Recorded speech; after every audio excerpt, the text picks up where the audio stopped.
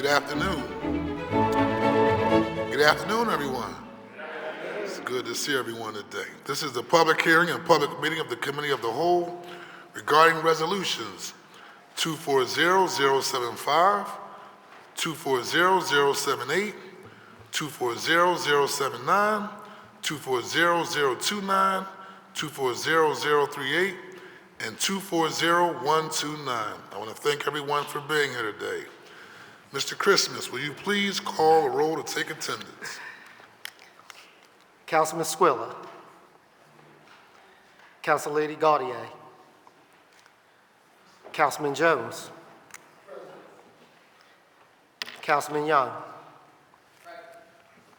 Councilman Driscoll. Councilwoman Lozada.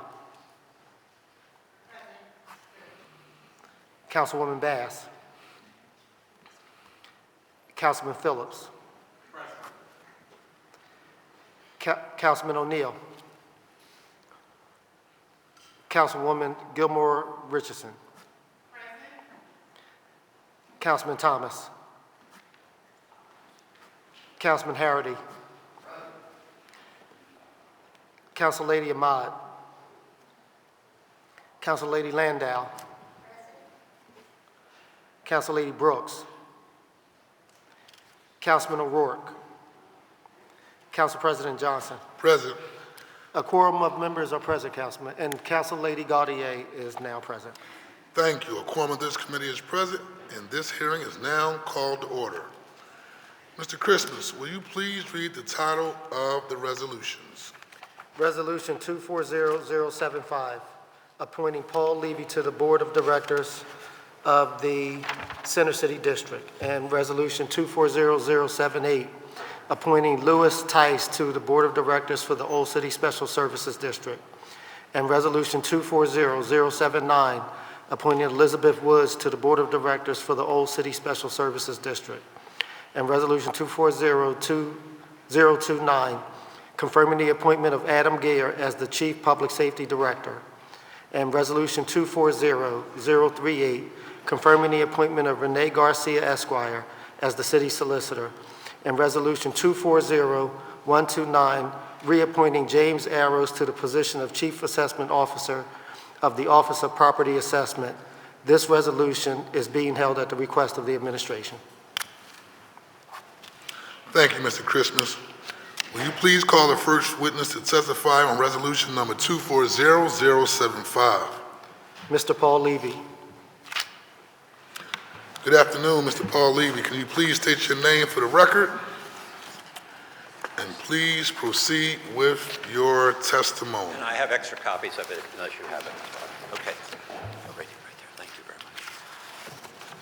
Good afternoon. My name is Paul Levy, and I'm honored to be here this morning. And Council President, congratulations. My first time being in council since you've been council president. Good to see so many people. Thank you. I would really be honored to serve on the board of the Center City District. The CCD was first authorized by City Council in 1990 when the late Ron Rubin was the founding chair, and he incorporated what became the first improvement district in the city of Philadelphia, formed under the Municipality Authorities Act of 1945. I was appointed in January of 1991 to serve as the first executive director of the CCD. Since that time, I have had the pleasure of working closely with members of this council and 5 different mayors as the CCD grew from a clean and safe organization to one that markets restaurants and retail, established a homeless outreach program in partnership with Project Home, has carried out more than $150 million in streetscape improvements and created 5 new parks, including Dilworth Park just outside the doors of this building.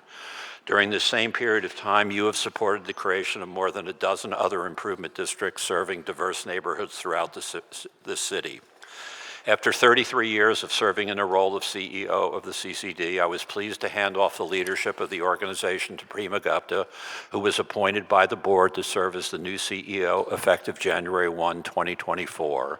Many of you know Prima. She has extensive experience in economic development and public space management, working for both the University City District and for PIDC, and then for 3 years at the CCD, starting just before the pandemic.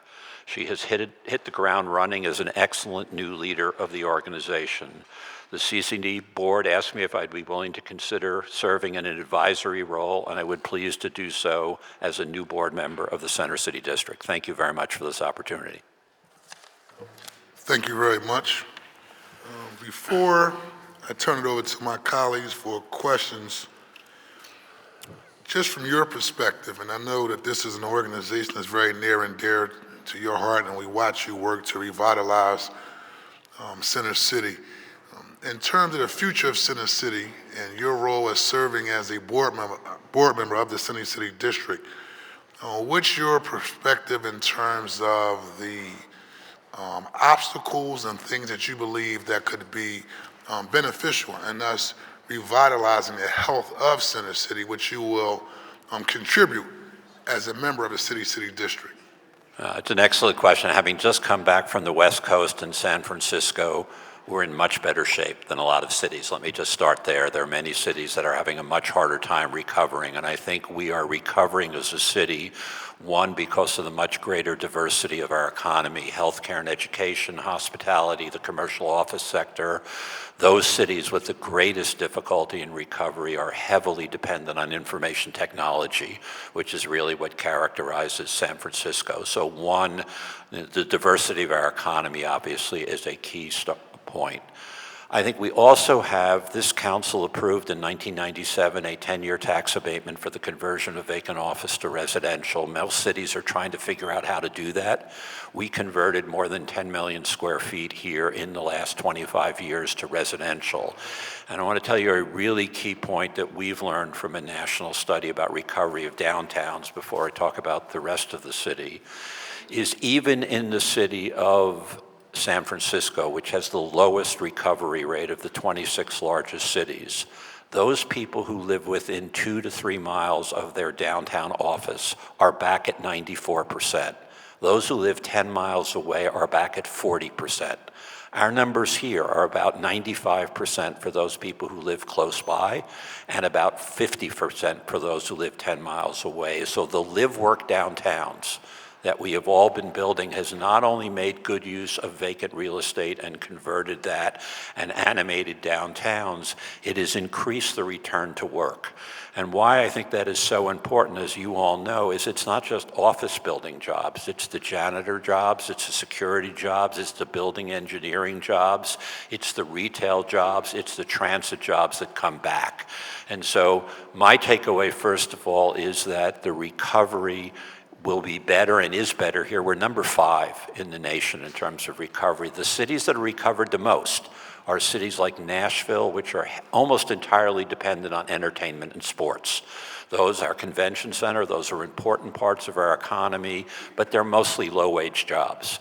And so the diversity of our economy has been really helpful. I know you are focused, and you'll focus today on public safety. That is the number one issue, but it's not necessarily crime.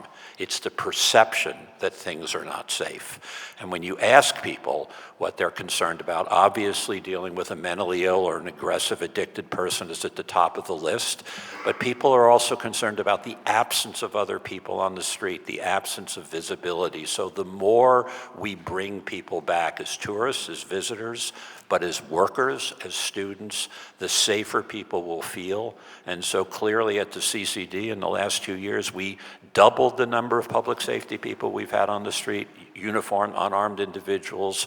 Clearly this administration, I think, has made a really important statement about clean, safe, and green as a citywide priority. If we can't deal with that, we're not going to be back as a city. So I'm not sure if that's fully responsive to what you asked, but as challenging as it is here, having seen a variety of other cities, we're ahead of a lot of ones, and we ought to be proud of what we've achieved, and we need to build on that in every neighborhood in the city. Good. And just one other question, just from some data I've been looking over. In Center City, we have between 8 to 10 commercial buildings that are either in receivership or bankruptcy. Just from your perspective, how do we best utilize those spaces in the future? Because obviously all of the buildings can't be converted into residential because the footprint just doesn't allow it. But just being an expert in that area, particularly in the Center City area, Yeah. how best do you think we this should utilize that in the future, those Yeah, buildings? let's start with the fact that, and I don't want to minimize the challenge, and if you're an owner of that building or if you're the city and looking to collect taxes, there's a calamity sitting there, all right?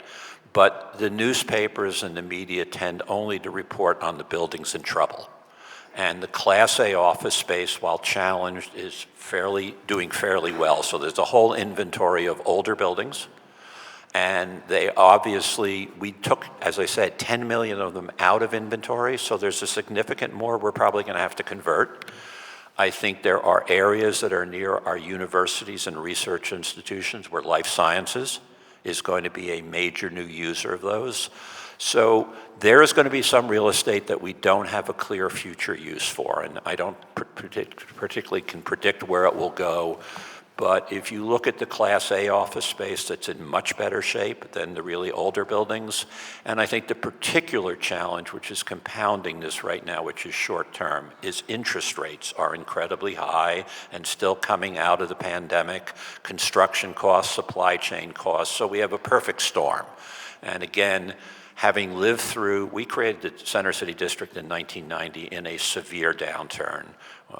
Many of us lived through 2008 and 10 at the bottom of the cycle. It's about as depressing as can be, and 3 years later, we forget about it. And I don't mean to minimize that. We're at a down point. There are serious problems, but I think the reuse of these buildings for residential, for hotel, for life sciences, and for the things we haven't invented yet. One of the things about being in the Bay Area is they're inventing industries I never heard of out there.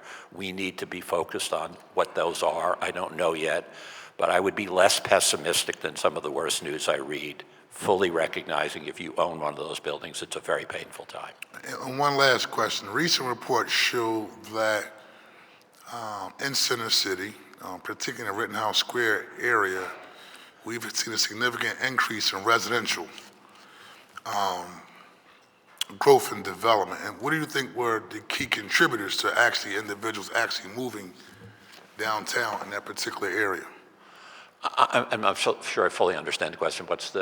So there's been an increase of individuals moving in the Rittenhouse Square / Center City area, Right. Most recently. And so from Right. your perspective, what are key contributing factors, even in the midst of the public safety scenario that you put out there, for Sure. individuals still moving downtown in that particular area?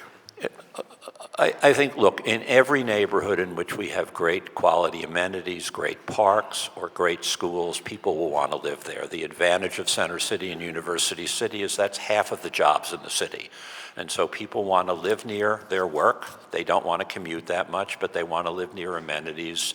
So that's true of all of Center City and the surrounding neighborhoods at this point. And clearly, I know we'll all be talking about this in terms of job growth and tax reform. We need to deal with the short-term issues, but with a more competitive tax structure, we will have more robust job growth citywide as well. But that's the driver of housing for me, is people with decent jobs.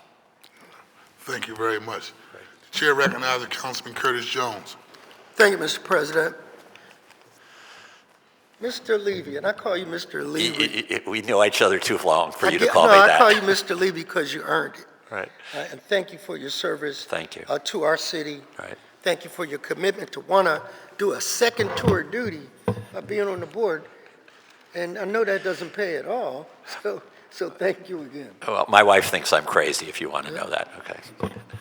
So I'm going to ask the hard question. Sure. Give us your perspective on relocating the Sixers Stadium to Market Street. Where you at on that?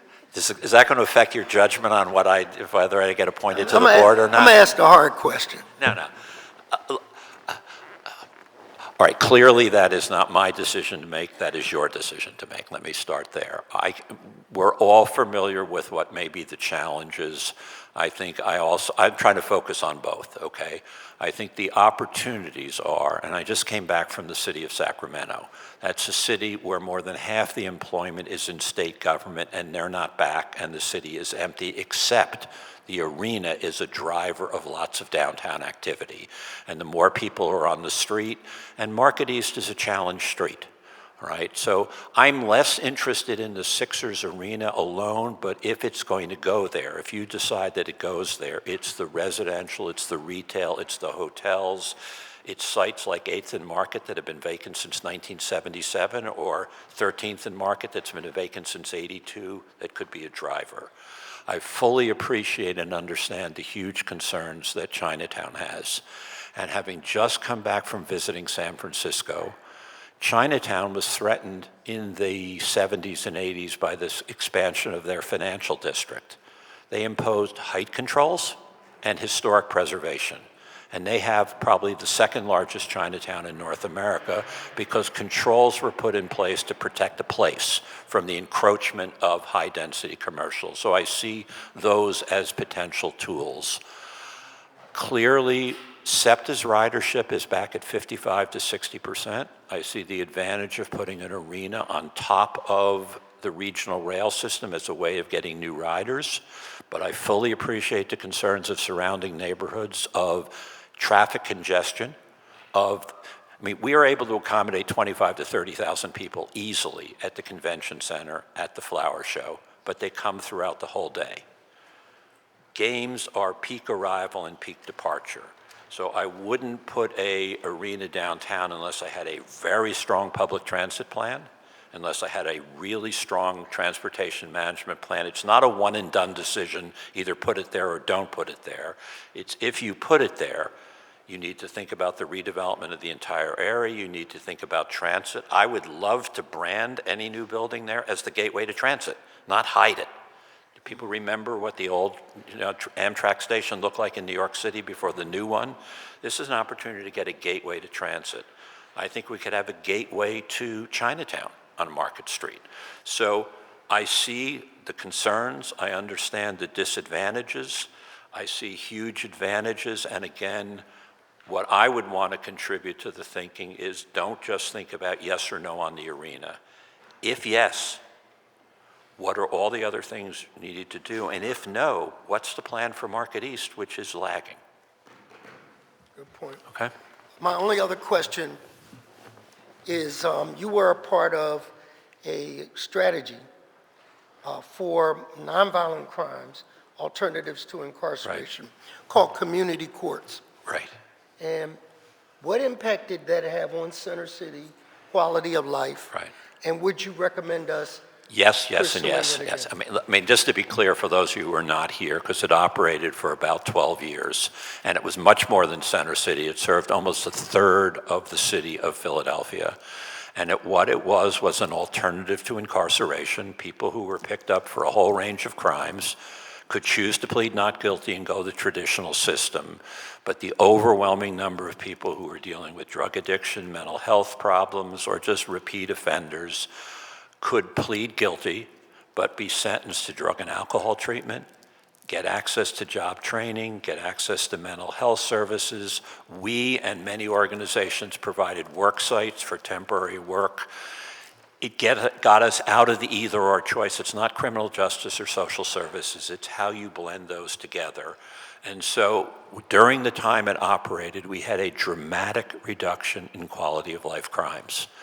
I would strongly urge the reconsideration of putting it back together. And let me just say, at the time we did it, Ellen Greenlee was the public defender, and Lynn Abraham was the district attorney. It took us 3 years to get the two of them to agree, okay? We had to go up to New York City and look what they did. So anyone who wants to take this on needs to understand it's not snap your finger.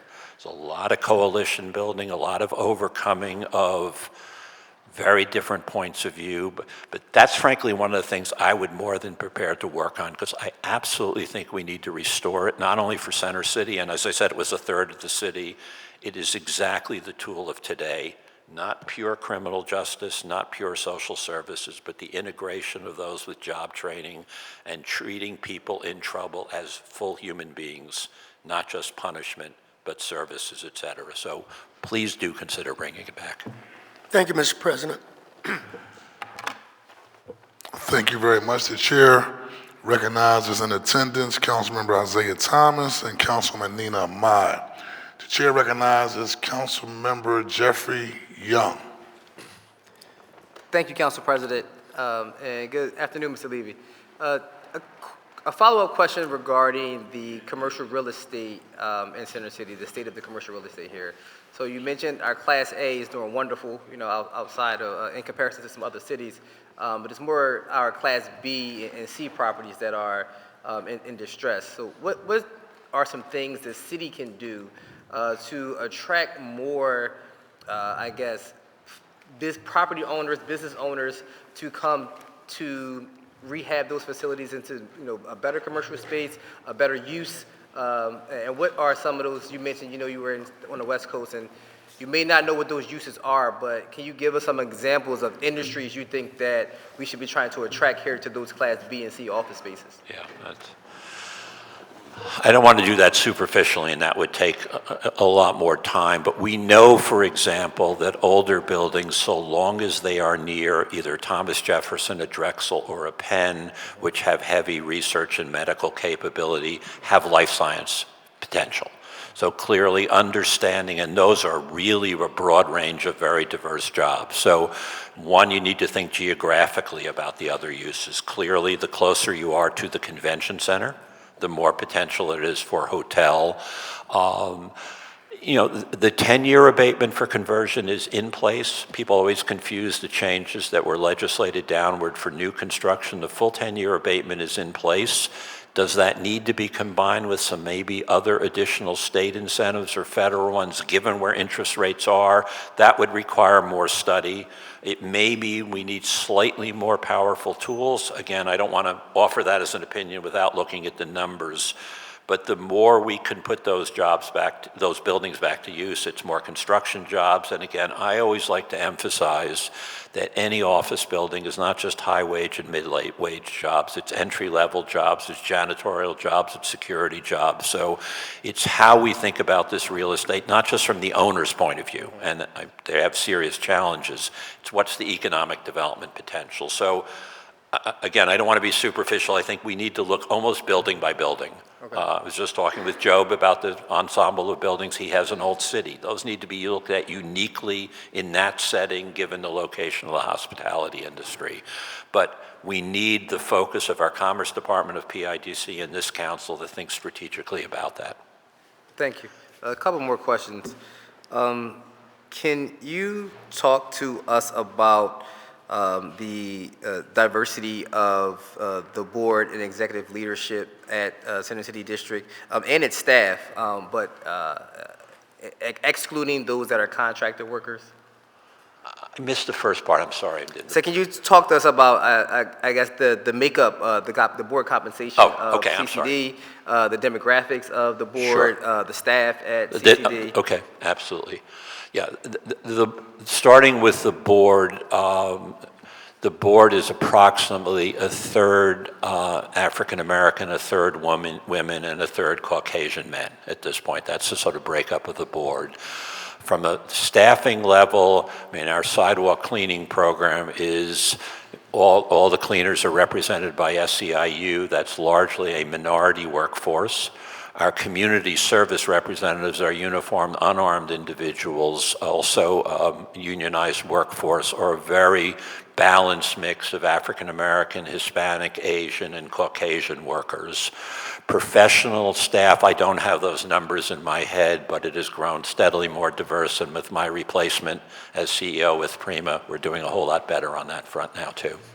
Thank you. So Okay. if it's helpful, if you're able to provide us those numbers, that'll Be glad to do that. Yeah, absolutely. Yes, we have those. And outside of the street sweepers, I know they are not Center City District employees per se, they're contracted out. So can you provide us the numbers that are actually Center City District employees? Absolutely, great. And just to be clear, our sidewalk cleaning is an outsourced function. The bike patrol is outsourced. The community service representatives are our direct employees. Our homeless outreach teams are our direct employees and professionals. So I'll give you that breakdown. Thank you. And one more question. Can you tell me, just give the council an overview, just in your opinion, on why, how does Center City's improvement impact our communities and our neighborhoods that are beyond Center City? Sure. Well, if we start with the fact that 42% of all jobs in the city are downtown, another 10 or 11% are in University City. They are at the center of our transit system. 25% of the working residents of each of your districts works in Center City. And the interesting mix of jobs in Center City is they are 1/3 require a college degree, 1/3 require an associate degree, and 1/3 require only a high school diploma. So we have, going back to what I said before, between office, healthcare, education, hospitality, and retail, an incredibly diversified economy, creating very, very diverse jobs. So we're incredibly fortunate to have a hub and spokes transit system that feeds this. And when we have this many jobs here connected by transit, it is, I think, gives us the most accessible jobs in the region in many ways. Is that responsive to your question? Yes, thank you. Thank you, Mr. President. Right. You're welcome. First, I want to also acknowledge Councilwoman Kendra Brooks, who's in attendance, and also Councilman Mark Squiller. The chair recognizes Councilman Isaiah Thomas. Good afternoon, everybody. Thank you, Council President. Good afternoon, sir. A couple quick questions for you. You talked a little bit about the sale of buildings and real estate values of buildings. If we do not do anything and continue on the same trajectory that we're on, can you give us an estimate, approximate, how much revenue in city dollars will be lost based on the value of those buildings going down because those office spaces aren't filled? Yeah, no, that's a great question. I can tell you exactly within the boundaries of the CCD, we have lost about 15% of the assessed value since 2020 in office buildings, but that was offset by a 5% increase in residential apartment buildings. So that diversification is really key. And again, from the CCD's point of view, an apartment building is paying like an office building. Because the city is so much more dependent on the wage tax, that to me is the most vulnerable location. I think most vulnerable source. I think you know that the city refunded $90 million in wage tax revenue to suburban residents in 2021. They refunded $85 million in 2022 and $45 million last year when the city mandated you had to be directed to work from home in order to get a rebate. But the city is collecting much less wage tax from suburban residents who used to work downtown. Think about the accounting firms, the law firms, the engineering firms who have offices in the suburbs, all right? I live in the suburbs, not me, I live in Center City, but if I lived in the suburbs and I could go to my suburban office, the city no longer withholds wage tax for me. So I think we've lost about 40 to 50 million in suburban residents who are choosing not to come downtown right now because they can work in a suburban office. Again, I believe we need to look particularly at this moment at our overall tax structure. I mean, I've long felt that we, don't fund ourselves in quite the right way, but I think we're incredibly vulnerable now on the wage tax because as those numbers, which are national, by the way, people who live 10 miles away are back at half the rate of people who live 3 miles away. If you add on top of that, work from home and get a 2.5% raise, because you're not paying the city wage tax. So we have a vulnerability on real estate in the downtown. If we continue to lose residents from any neighborhoods, the biggest tax base is really the residential tax base, which we need to be careful about. So I don't want to be doom and gloom here. I'm having lived through, we formed the district in 1990 when people were incredibly pessimistic. We lived through 2008 and 10. We are in a similar crisis now, and we need to be strategic. The questions you're asking are exactly the right ones. Where are our points of vulnerability, but what are the investments we as a city need to make, as we did with the convention center, as we did with sports teams, as we did with the 10-year abatement, as we did with office buildings? We can lead the recovery here, but the status quo will not be our way out of this. Well, I'm as optimistic as you are, and I'll Great. bet a lot of my colleagues in this legislative branch of government are also optimistic as well. One of the things that we've done over the last couple of years is gradually reduce the burden of wage tax. Right. I want you, if you can, talk to us a little bit about the decisions that this legislative body has made. Sure. And the impact that you think it has on the recovery of our economy right now. Right. As well as that optimistic perspective that we're both talking about Sure. as it relates to the future? Let me start with a non-optimistic perspective. In this morning's Inquirer in the business section was a major technology firm which signed a lease in the suburbs because all their workers were out there and they were free from the wage tax. Okay? All right? I mean, that's the negative side. We have lots of advantages of living and working in this city, living in its neighborhoods, et cetera. I think the key issue, we need the wage tax, we need BERT, we need real estate to support the services in this government. Absolutely the case, and you can't slash things and cut people's services. But if we are among the slowest growth cities in jobs, right? We grew at less than 1% the last couple of years, or other cities growing at 2, 3, 4% a year. We need more robust job growth. And if I'm a business person making a decision about where to locate my business, I don't want to just know this year's numbers. I want to look ahead for the length of my lease, 10 or 15 years. So if this council sends a signal that we have a plan over 5 and 10 years for a gradual reduction in taxes, that is predictable, that's not every year what's going to happen, but you develop a 5-year plan and say this is what we're going to support. Predictability gives assurance. You need to create a schedule that you can afford, that we can afford. But taxing a declining base of jobs and residences, which what we did in the 70s and 80s, is a formula for failure, right? So I think we need to be strategic about tax reform. We need to meet current needs, but we need to say that we want to send signals to all types of businesses, the small businesses, minority businesses, large businesses, that we want you here, and we have a plan, not necessarily tomorrow, but next year, the year after, it's going to get more competitive. I hope that's a general question, I know, but I'd be more than glad to talk about that in more detail. Thank you. Last question. Going back to the building. So I'm wondering, there's been dialogue about the city purchasing some of the bigger buildings in the city as the value of going down and to avoid bankruptcy. Based on your expert opinion, is that a good philosophy to us to try to essentially brainstorm, or does it create a slippery slope of unanticipated problems that could possibly put us in a I'd want to position give a that- lot of thought to that. My quick reaction is if you don't have a use for it, what will you do as a city with a vacant building if the private market couldn't do something? Now, you figured out a use for the former Inquirer building, right? I mean, there are buildings that could have other uses. But I think that requires, let me not give you that requires a very careful analysis. I think, again, if you're the owner of a building and you've been foreclosed on and you're taking a beating, right? That's an awful situation. But if you're the buyer of that building at 1/3 of what it was before, you have the opportunity to bring in tenants at a lower rate. It's very painful. I mean, I don't want to wish this on anyone, but the private market can be very entrepreneurial with low-cost buildings, so I wouldn't automatically assume that the government needs to step in and buy out buildings in trouble unless you have a strategic plan for them. Thank you, sir. Thank you, Council President. Thank you. The chair recognizes Councilmember Rulandow.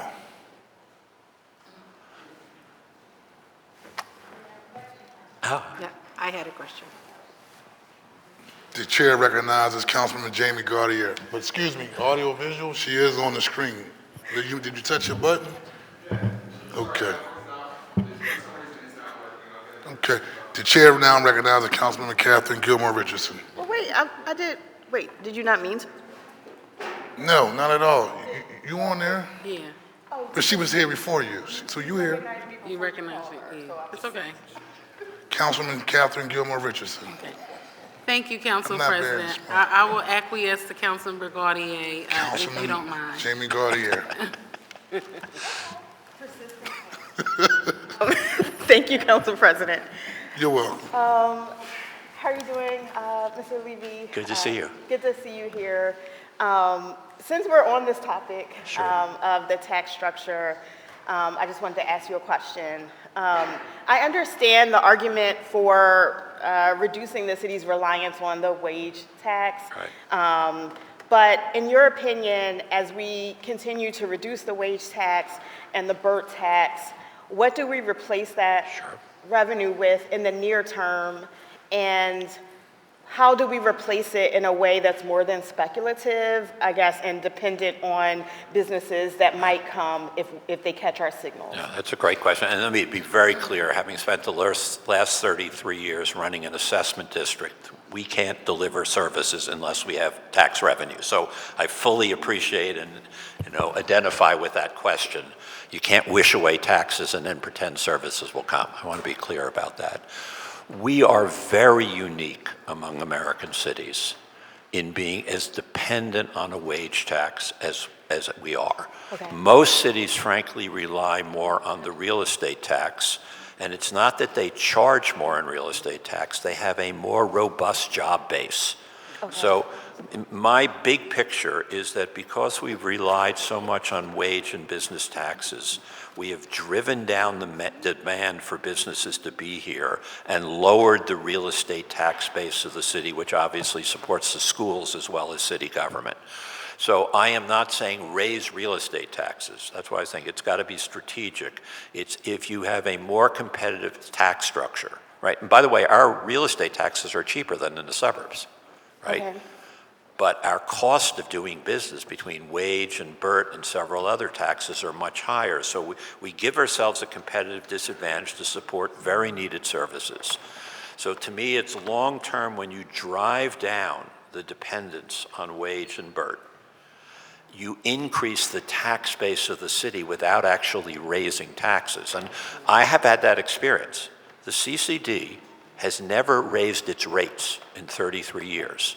But we started with a $6.5 million budget in 1991, and we have a $31 million budget this year because of the diversification, the growth in demand, the more people who want to live and work, hotels and investments that you've made.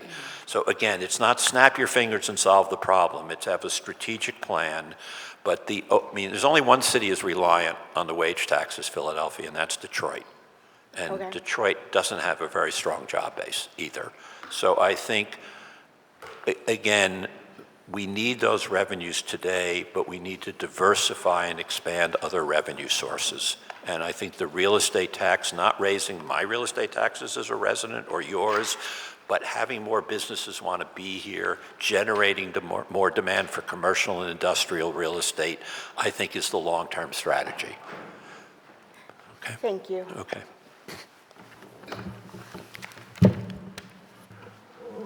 The chair now recognizes Councilman Member Kathleen Gilmore Richardson. Thank you, Council President, and thank you, colleagues, and thank you so much, Mr. Levy, for your service with Thank you. Center City District. Thank you. And for all the work that you all do. I certainly enjoy hearing some of the concerts at lunchtime Thank you. in my Okay. office. Okay. And also, I thought you were going to complain about how loud the music was, No. so we're okay, good. Okay. No, I'm not going to complain today.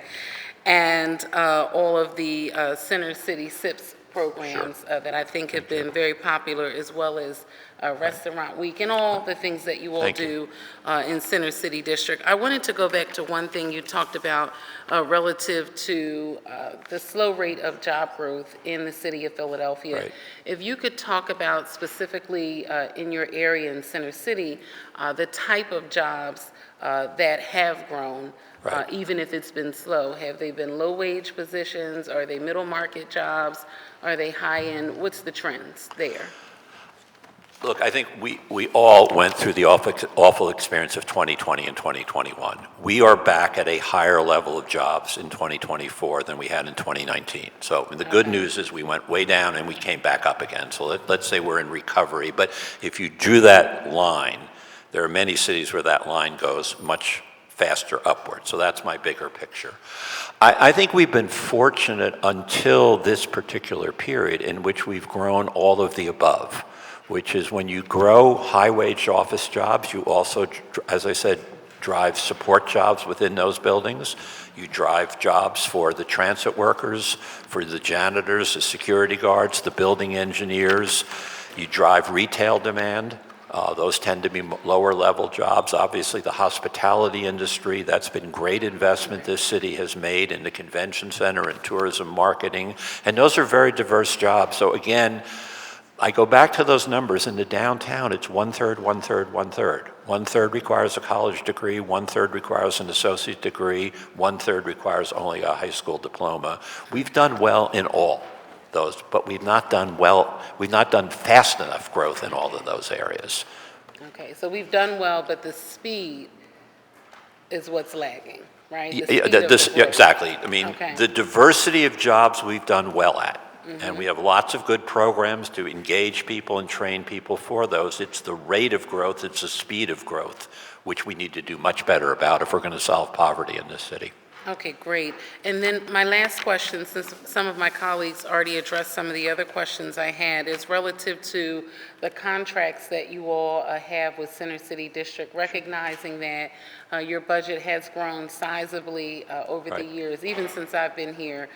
If you could talk about some of the, or not some, but the percentage of contracts that you have with minority vendors, with women business owners, and also Sure. disadvantaged business owners. Let me do what I promised Councilman, the other councilman too. I'll get you those numbers specifically because they're not in my head, but I want to give you an accurate count. But we have a very strong commitment on the construction side, on the service side, for making sure that our contracts are diverse. But let me give you, I promise to follow up with detailed numbers. Okay, and even specifically for particularly the contracts that are in and around City Hall, Okay. the folks that are working here, I mean, I'm interested in all of them, but obviously the folks that are working on the quadplex in some regard. Absolutely. Be glad to Okay. do that. Yes, absolutely. Thanks. Thank you, Mr. President. Thank you very much. The chair recognizes Councilman Mark Squilla. Thank you, Mr. President. Thank you, Mr. Levy. Appreciate your work and ideas. On the front of vacancies, as we see our Market East, even Chestnut Street, Walnut Street, Right. where we have a lot of vacancies. Years ago, Center City District had a plan with some art installments and things like that. We're working with South Street and some other folks on how to incentivize storefront, how it looks, how to encourage more people to rent. But also, there are certain landlords or people who are comfortable leaving these places vacant. What are some incentive things that we as a city could do? And I know New York had did vacant property fees and fines and increasing over time. What are things that we could do to encourage people to rent these, and maybe if it's not at the top rent that they want, Right. or other ways to really fill in these vacancies, or let the people know we don't want to have these vacancies for long periods of time? Yeah, I mean, let's start with the simple things, is that I think, and it's something we've tried to do, and I think we need to do in each neighborhood, which is don't just put up brown paper and block the window, right? You need to animate the window even short term. And I don't know if we need ordinances, it's just all the outreach by the improvement districts, maybe a little bit of graphic design services could be donated so that we could just get these things to look better. And I want to be clear, I was just, as I said, in San Francisco, I was just in Sacramento. This is a problem across the country. It's not just unique here. I think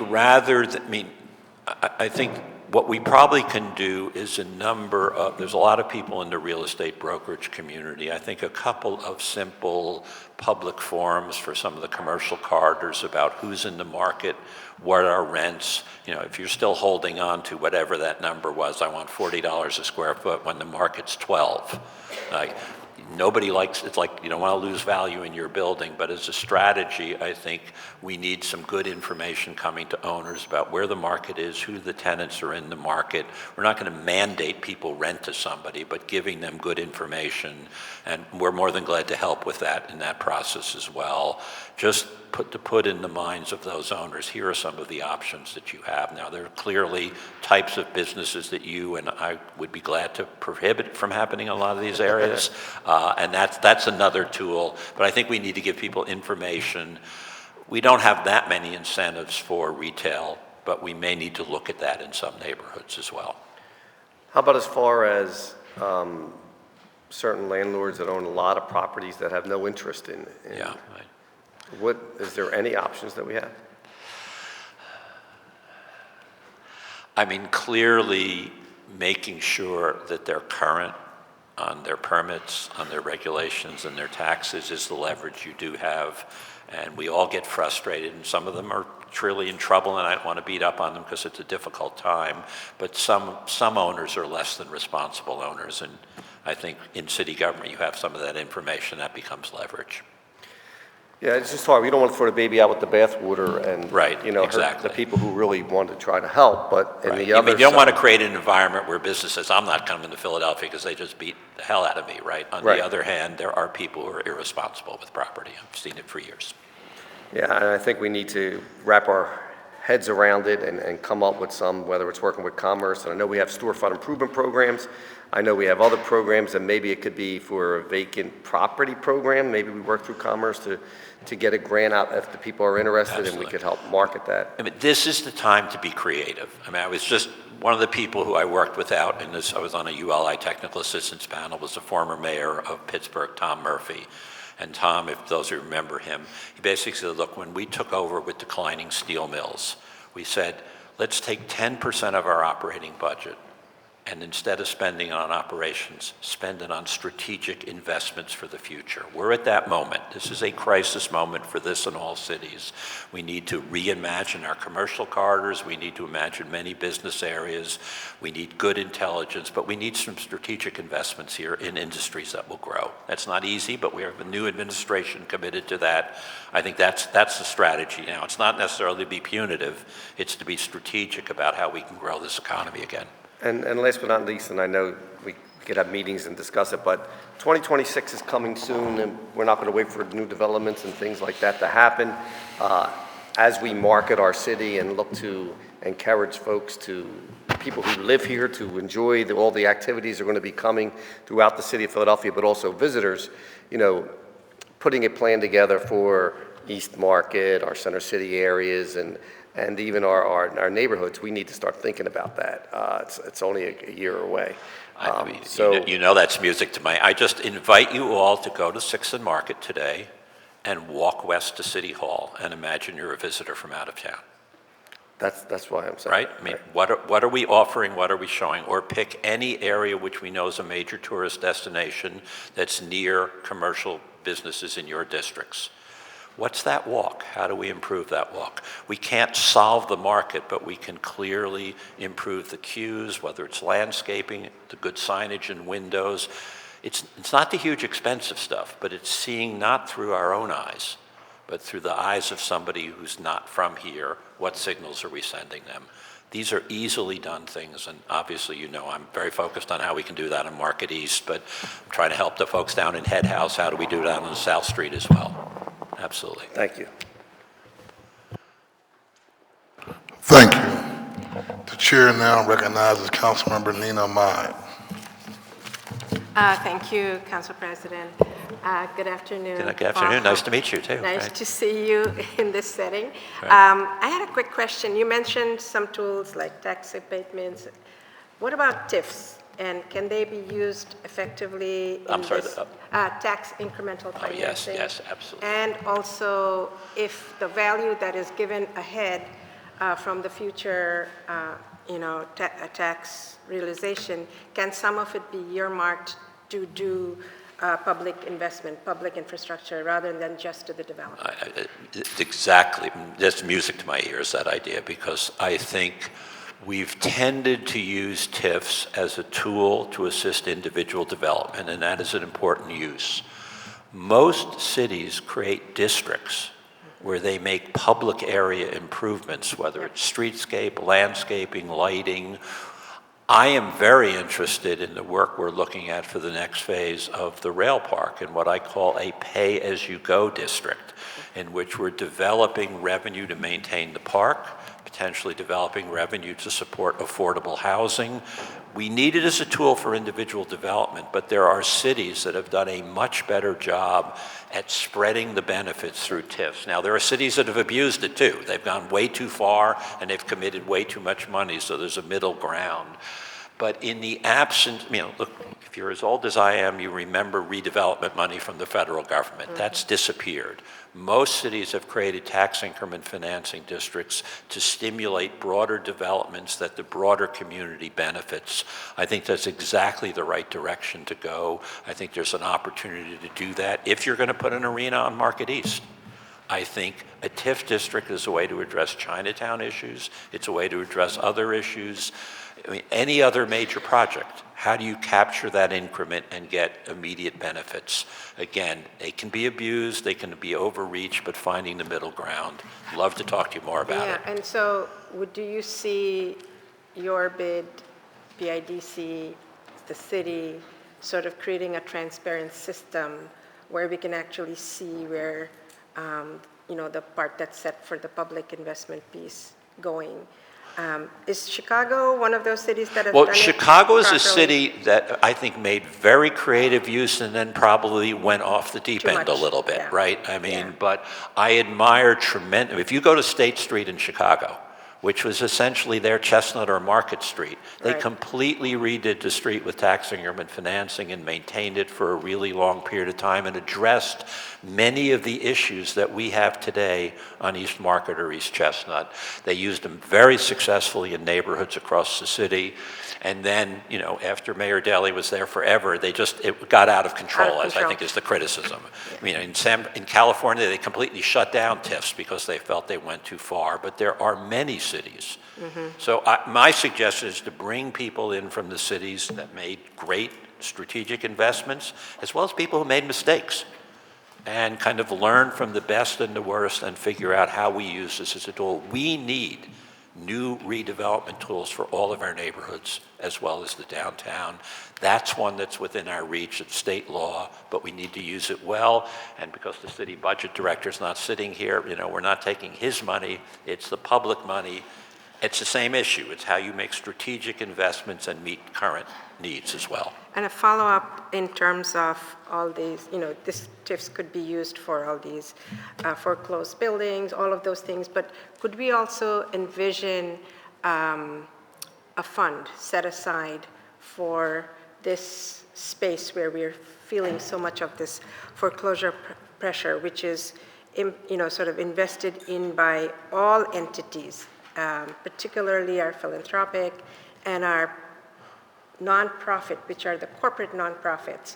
We do not have pilots, really. So is there a way we can envision creating that to offset some of the pain that can occur with these financing structures? Again, I don't want to overpromise what they can do. I think, but we need to look at this as a tool to generate jobs, to generate public area improvements, generate maintenance of areas.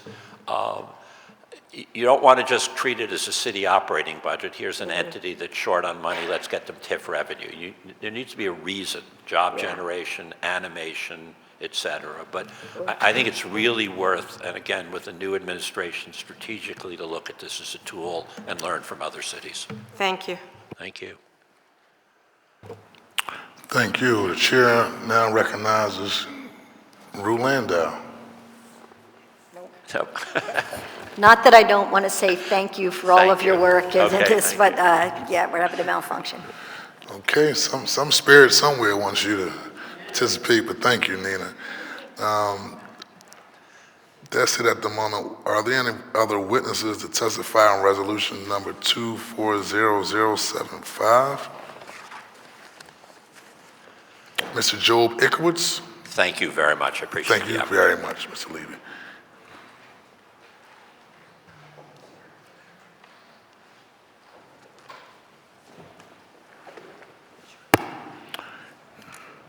Job, how you doing today? I'm well, Just state Council your President. name for the record, and I have you testifying on resolutions number 240078 and 240079. Good morning, Council President Johnson, all members of council. My name is Job Itzkowitz, and I'm the Executive Director of the Old City Special Services District. I'm here to testify in support of resolutions number 240078 and 240079, appointing Louis Joe Tice and Elizabeth Lizzie Woods, respectively, to the board of the Old City Special Services District. Joe Tice works in Old City as a practice manager at Axel Alpha, and he is also a longtime resident of the neighborhood. He has served for several years on Old City District's Economic Development Committee and Clean and Safe Committee. At its May 17, 2023 meeting, the Old City District Board of Directors unanimously voted to support the nomination of Mr. Tice.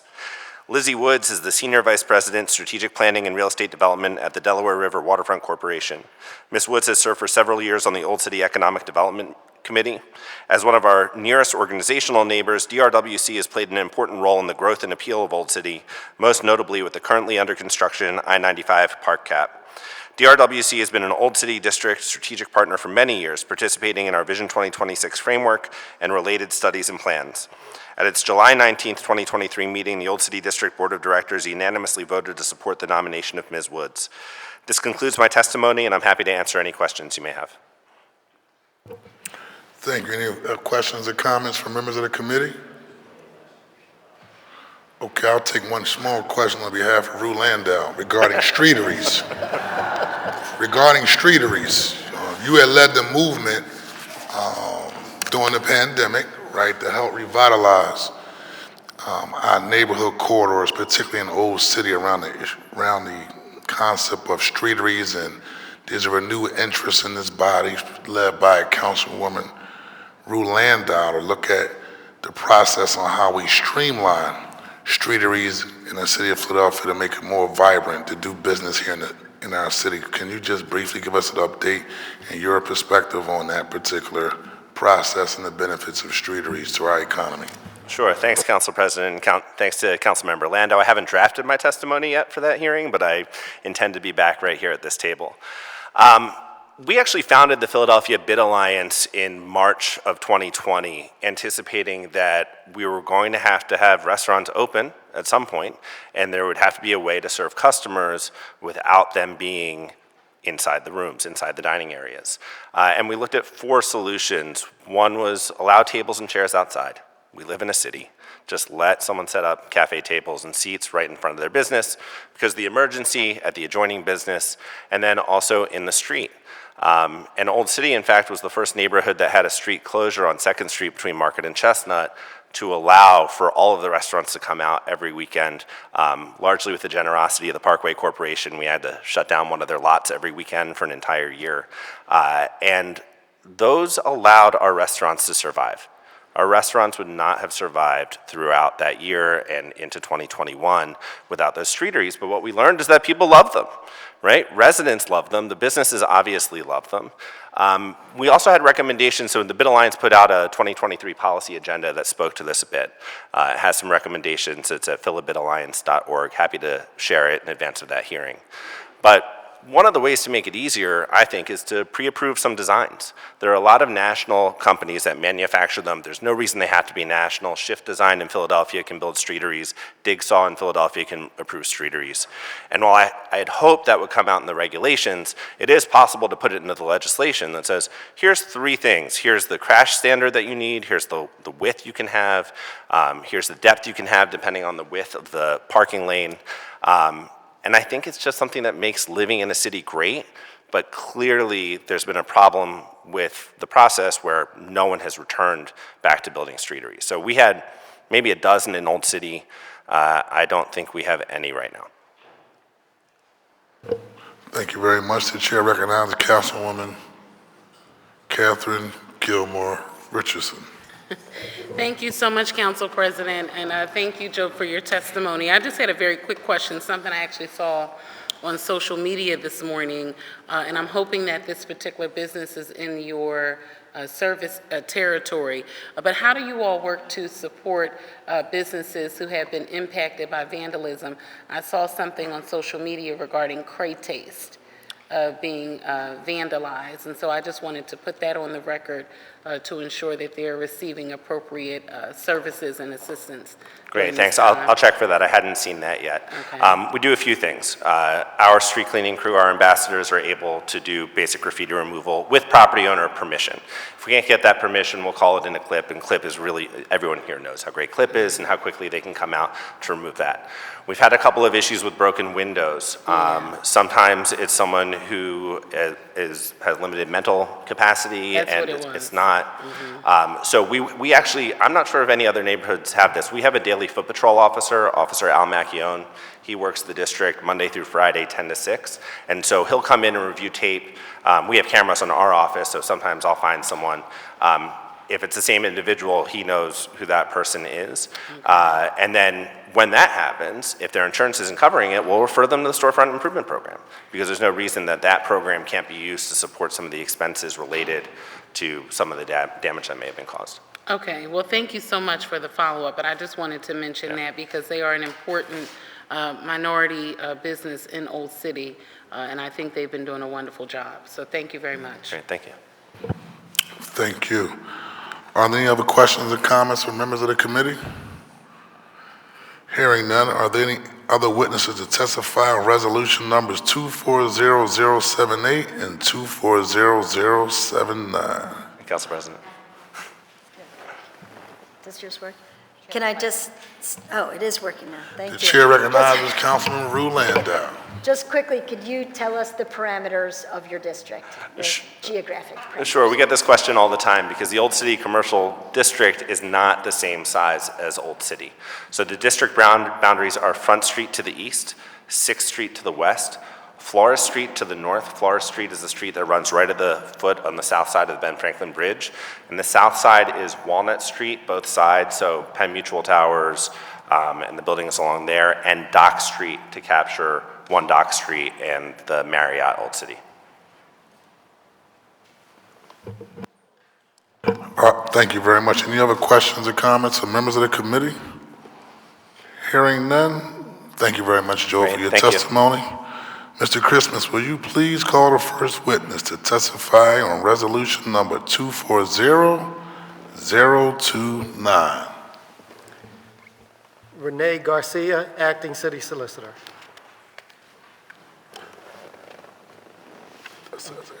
Oh, he's first. Sorry, it's Adam Gear first. I'm sorry. I'm sorry. Wrong page. Sorry. My fault. Can you approach with coffee? I mean, if you want to. Thank you, Council President. I mean, if members think that's appropriate, it's up to you, sir. Thank you. How you doing today, Adam? Good afternoon. How are you, Council Good President? afternoon. Just state your name for the record and please begin your testimony. Adam Gear, Acting Chief Public Safety Director. Good afternoon, Council President, members of the Committee of the Whole. I am Adam Gear, the Acting Chief Public Safety Director. I'm absolutely honored and humbled to sit before each of you today and testify in the People's House in Philadelphia, the greatest city in the world. I'd like to start by thanking Mayor Sherrell Parker for this nomination. Words cannot express how grateful I am to the mayor for this tremendous opportunity to lend myself and my life's work to her vision and this mission.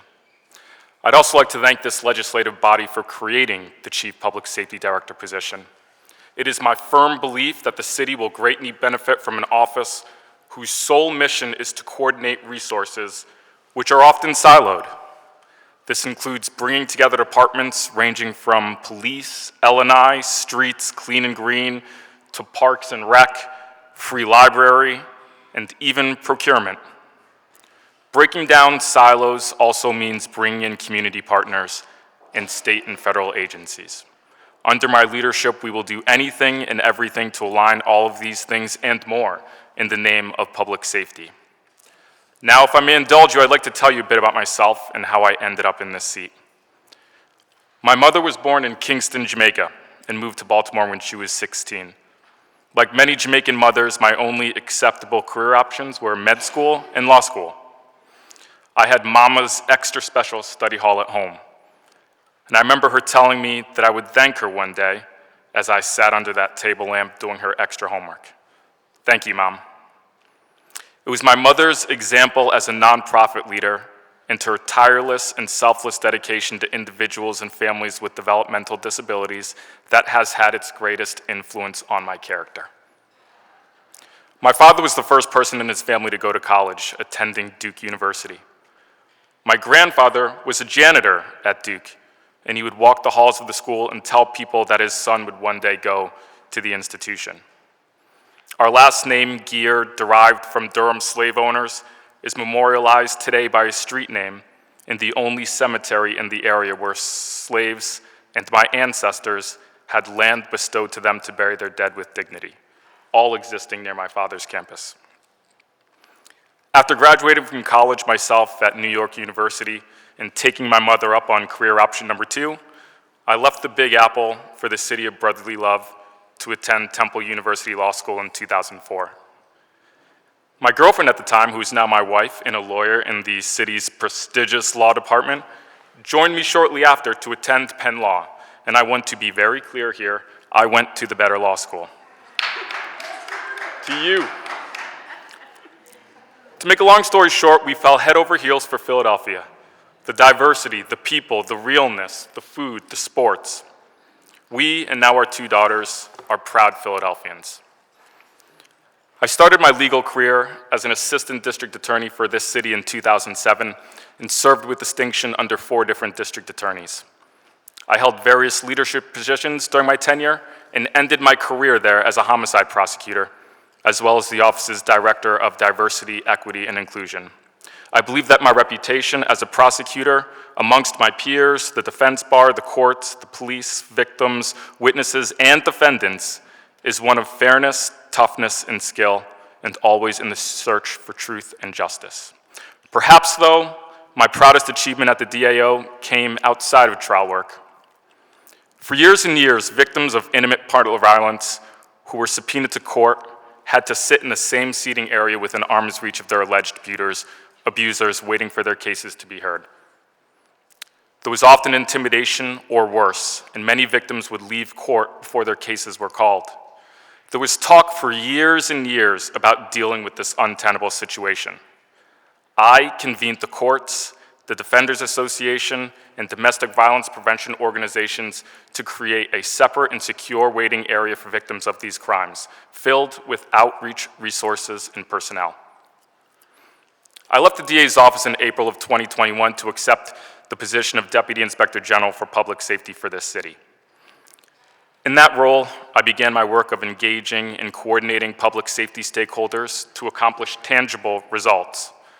One of my proudest accomplishments was working with the state officials, shout out to Majority Leader Clinton and her team, local officials, community leaders, the PPD, the Police Foundation, academics, the state police, the Municipal Police Officer Education Training Commission, and the FOP to successfully change a state law that required our Philadelphia police recruits to take a reading comprehension test that had a disparate impact and failure rates for candidates of color. I was told it would be impossible to get the law changed at the state level in the partisan House and Senate, but we got it done. I'm now finishing this work in my new role, leading a team of academic leaders and experts from the Community College of Philadelphia, Philadelphia School District, UPenn, and Temple, along with the PPD, to create a fair reading test for our police recruits that will result in a more diverse police force that mirrors the communities they will serve. And that is an example of how I will lead in this office, working with whoever it takes and not accepting that this can't be done to get results and fight for the public safety of all Philadelphians. I know everyone is waiting for our 100-day public safety plan that Commissioner Bethel and his team are drafting with our input along with Managing Director Teal. And you will have to wait for the mayor's budget address and the 100-day report for the full details. But let me assure you that it will be a holistic, smart, targeted, and comprehensive plan emphasizing prevention, intervention, and enforcement. We will focus on gun violence interruption, community violence interruption, increasing co-responder units, and quality of life crimes like retail theft, illegal dumping, and illegal ATVs. We can and we will do all of these things. We can deal with our children's trauma and give them meaningful things to do after school and real economic opportunities and career paths. We can keep them safe, physically, mentally, and emotionally. This is the work that we must do, and I'm excited to work with each and every one of you. I can feel this energy and that the tides are turning. Indeed, I'm looking forward to working with all of Philadelphia in our various institutions, industries, and communities, from north to south, east to west, northwest to northeast, center city to southwest, so that we may move as one city with a purpose and make this the safest, cleanest, greenest city in the nation with economic opportunity for all.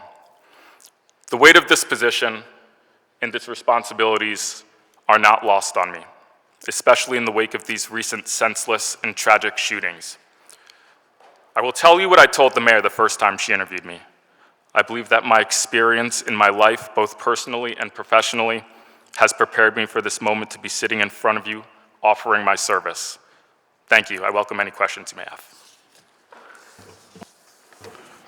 Thank you very much for your testimony. The chair recognizes Councilman Curtis Jones.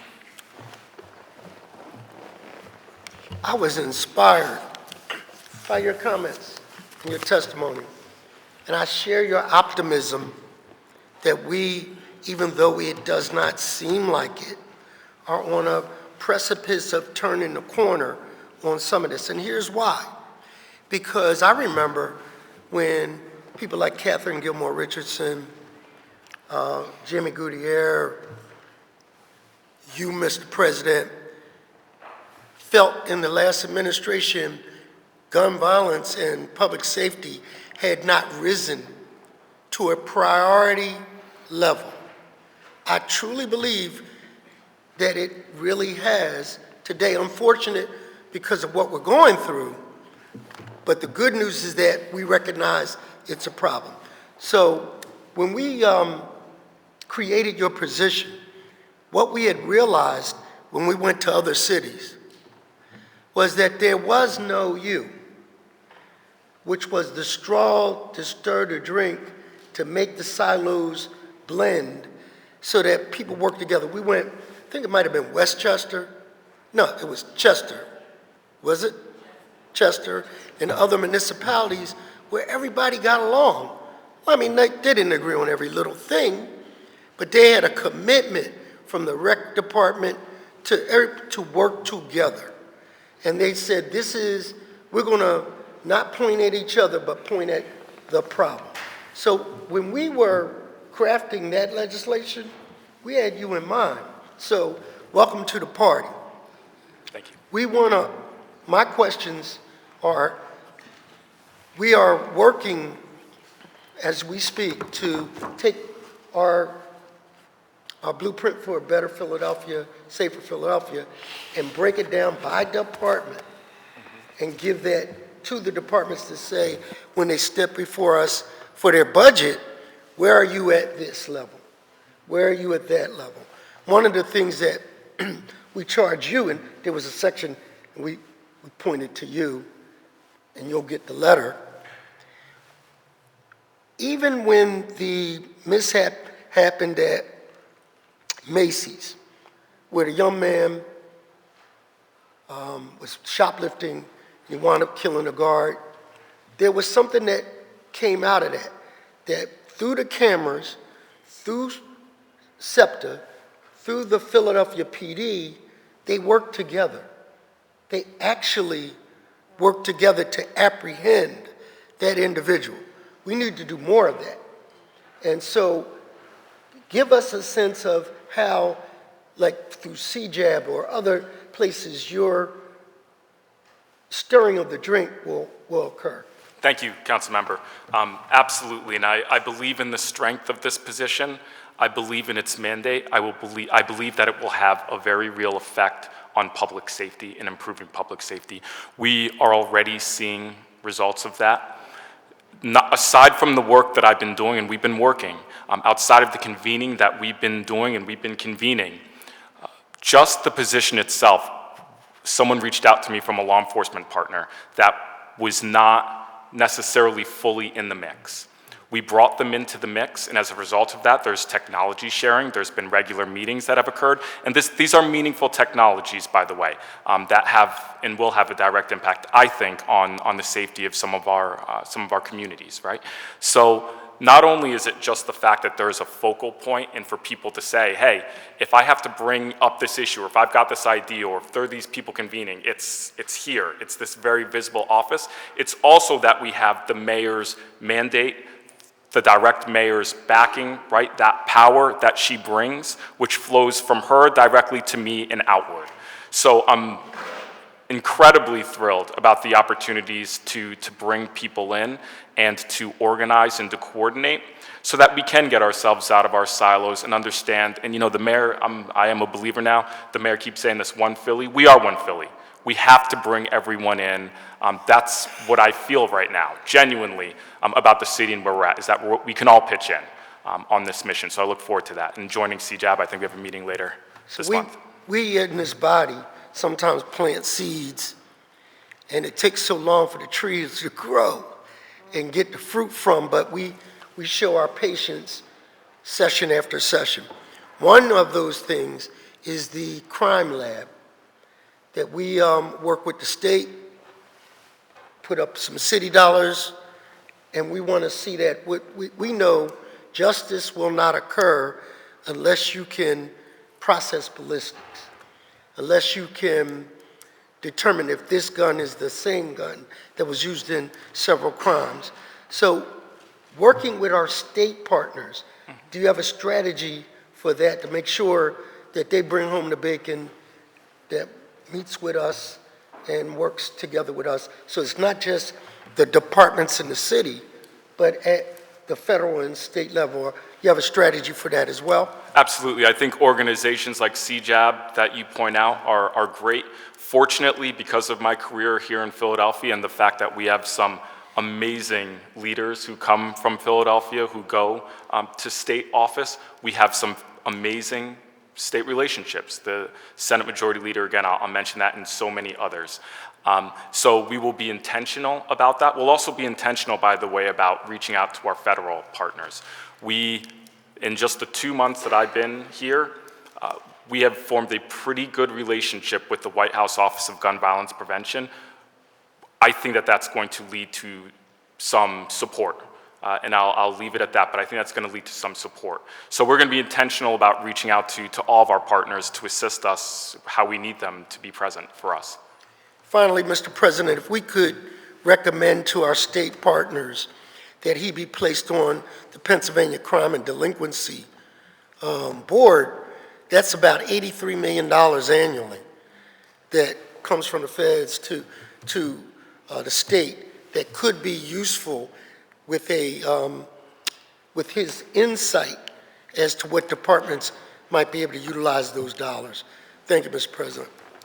Thank you. You're welcome. The chair recognizes Councilmember Catherine Gilmore Richardson. Thank you so much, Council President, and thank you, Mr. Geer, for the opportunity to have a meeting with you and get to know more about your background and experience. And I just wanted to get a few questions on the record so that we have this information on the record, because this is the very first time Council is being charged with approving this position as the Chief Public Safety Director. And so you talked about in your testimony how you served as an ADA in the District Attorney's Office, and how you became a Deputy Inspector General, I think, for criminal justice. If you could just, or for public safety, my apologies. If you could just speak to us about the qualifications of the position, which states the Chief Public Safety Director must have 5 years of senior leadership experience in a law enforcement agency, legal entity, or other public safety position. Please explain your work experience and how your background meets these qualifications. Thank you, Councilmember. And I appreciated the opportunity to meet with you and your team as well and talk about many of these important issues that we're facing. I believe that the charter was changed to 3 years. I just want to make sure we're on the same page there. But okay. 3 years of relevant leadership experience within a law enforcement agencies. Clearly, the DA's office, I held several leadership positions, including Assistant Chief of Municipal Court. I was Assistant Chief of South Division when they're broken into divisions, and I was also a Senior Prosecutor in Homicide, and then the Officer's Director of Diversity, Equity, and Inclusion. I'm not sure if we sent around my resume, but that would, I think, alone add up to over 3 years if we're doing the math. And then I would consider absolutely my my tenure as a Deputy Inspector General to be a senior law enforcement official or official in a law enforcement agency. That was work that I did for over 2 years. So that, I think, speaking directly to the charter and the requirements would account for that time period. Okay, that'll be great. Thank you. Also, you talked about sort of the coordinating of resources in city government, and Councilmember Jones spoke to this very well about the silos and, you know, stirring that pot to ensure that everyone is working together. As a part of this position, you will be tasked with the following functions: coordinating the deployment of resources within the departments of police, fire, prisons, parks and recs, emergency management, and other relevant agencies, providing operational guidance and consultation on the budgets of the safety-related departments and agencies, preparing reports regarding public safety measures, planning and implementation of security for city facilities and all security services contracts, and establishing and maintaining cooperative relationships with civic and business organizations, violence prevention agencies, schools, courts, and others. And so if you could just talk about your background and your experience as it relates to the real work that you would have to do around coordinating the public safety resources, providing that operational guidance, but also the budgeting guidance that you just spoke to relative to the mayor's upcoming and forthcoming budget address, research and reporting, managing contracts and facilities, and establishing and maintaining partnerships. So we'll be coordinating with each of those agencies, just like, by the way, we'll be coordinating with some of the ones that aren't stated there. So procurement, I'd use again as an example, Parks and Rec, right? That the true power of this position comes in its ability and its reach really to coordinate with these city agencies and then beyond, going to the community stakeholders and beyond. So I think my reputation on delivering on difficult items that require interagency and inter-community cooperation is there. That's it. For whatever reason, I believe that I have a talent, a skill for bringing people together and having them work together to get stuff done, to really get stuff done, right? And not just talk about it. So I think that my coordinating function, by the force of me and my office, we're gonna be on point, we're gonna be doing what we have to do. Now with respect to those, the specifics of, let's say, contracts, security contracts, that and thing, we'll continue to coordinate with the Department of Public Property. They currently are charged with that mission. We will be coordinating with them and understanding if they have any challenges. Whether there's budgetary issues, again, the good news is that we have some really great budget people in the mayor's office. Rob and Bob is what we call them. And I personally will have an employee who will be dedicated specifically to the Office of Public Safety in their budget, who I can tell you from working with her is also extremely talented. So we will put together— Pardon me, and to your point, I Yes. apologize for the interruption. Are you speaking about like a budget analyst type position that would be under your purview or within your department? Correct. Okay. Correct. And so I believe we're going to put together a team that people are going to be I've got some of my team members here today, they're going to be in awe of, really, in the work that we're going to do. I'm excited. Okay, that'll be great. Also, if you could just explain which of the 5 areas will be your priority in your new role? Which of the 5 areas I'm sorry, which council members? Which of the 5 areas that we talked about will be more so your priority in your Are you talking role? about police, fire, those kinds of things? Meaning coordinating public safety resources, providing the operational guidance and budgeting, research and reporting, managing contracts, establishing and maintaining partnerships. We're gonna look at all of those things, but clearly I think my coordinating function is going to be key here, helping identify for the city agencies what their public safety mission is and tease that out and get people moving in the right direction. That clearly is the majority of the spirit, I believe, of the charter. Okay, great. And then you talked about this already relative to your work. Specifically, you talked about working with Commissioner Bethel. But and you talked about Managing Director Teal as well. If you could just explain how you intend to work with the Managing Director, our police chief, our fire chief, emergency management director, all of our sort of public safety leads to create a citywide all-of-government approach to public safety? Under the mayor's leadership, we've been meeting regularly, those partners that you just stated.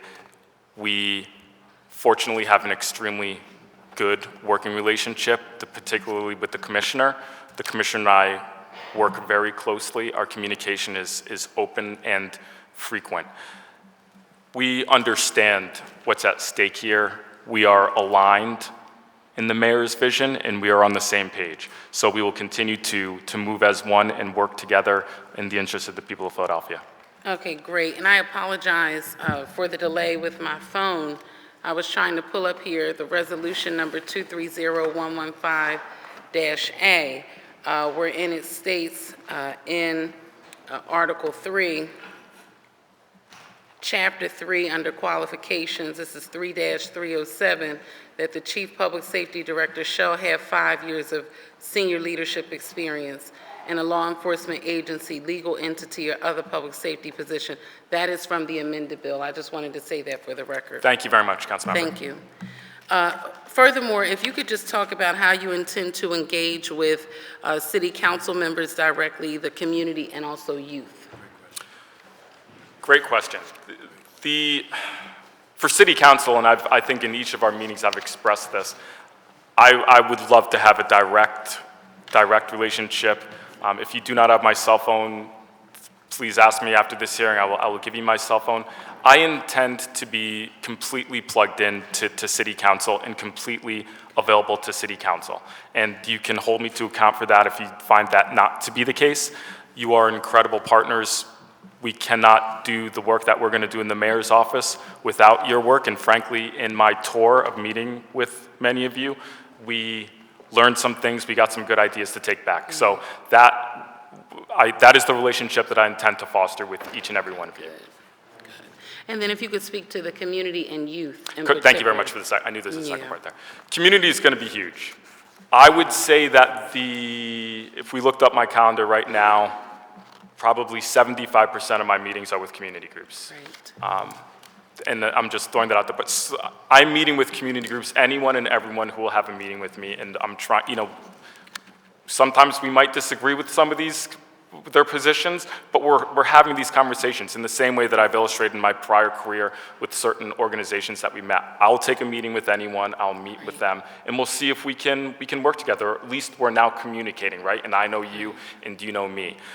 I also think we have to be, and it also, by the way, will be an important piece of our public safety plan, largely, is bringing in community groups, and you will be hearing more about that, and I'm quite excited for that opportunity.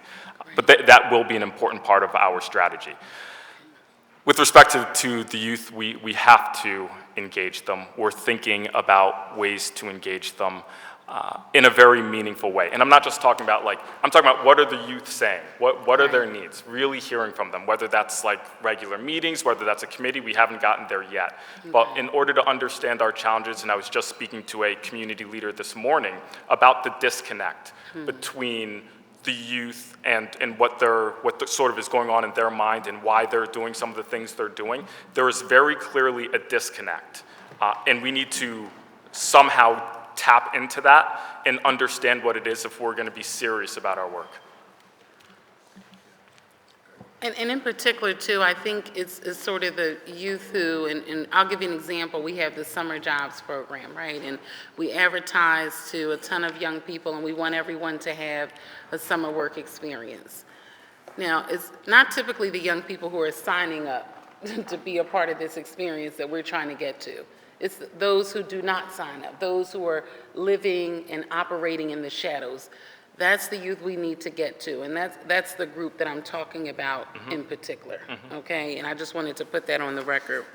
You talked about having a budget analyst, but what other resources do you anticipate you will need to effectively carry out your responsibilities and your role, and what will the staffing look like in particular just for your role? And I'm asking this in advance of budget so that I better understand what we can anticipate relative to your needs. Thank you, Councilmember.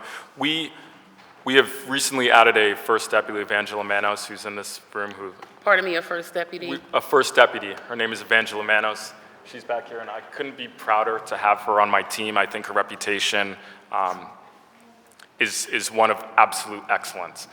Her addition has been very meaningful to me, quite frankly. We will be adding other pieces, some of our strategic plan, and I don't want to get ahead of the mayor's budget address, but some of the pieces that I want to put together to put our stamp, however you want to call it, what I think is really going to pitch in our battles here in terms of public safety, they are in mind.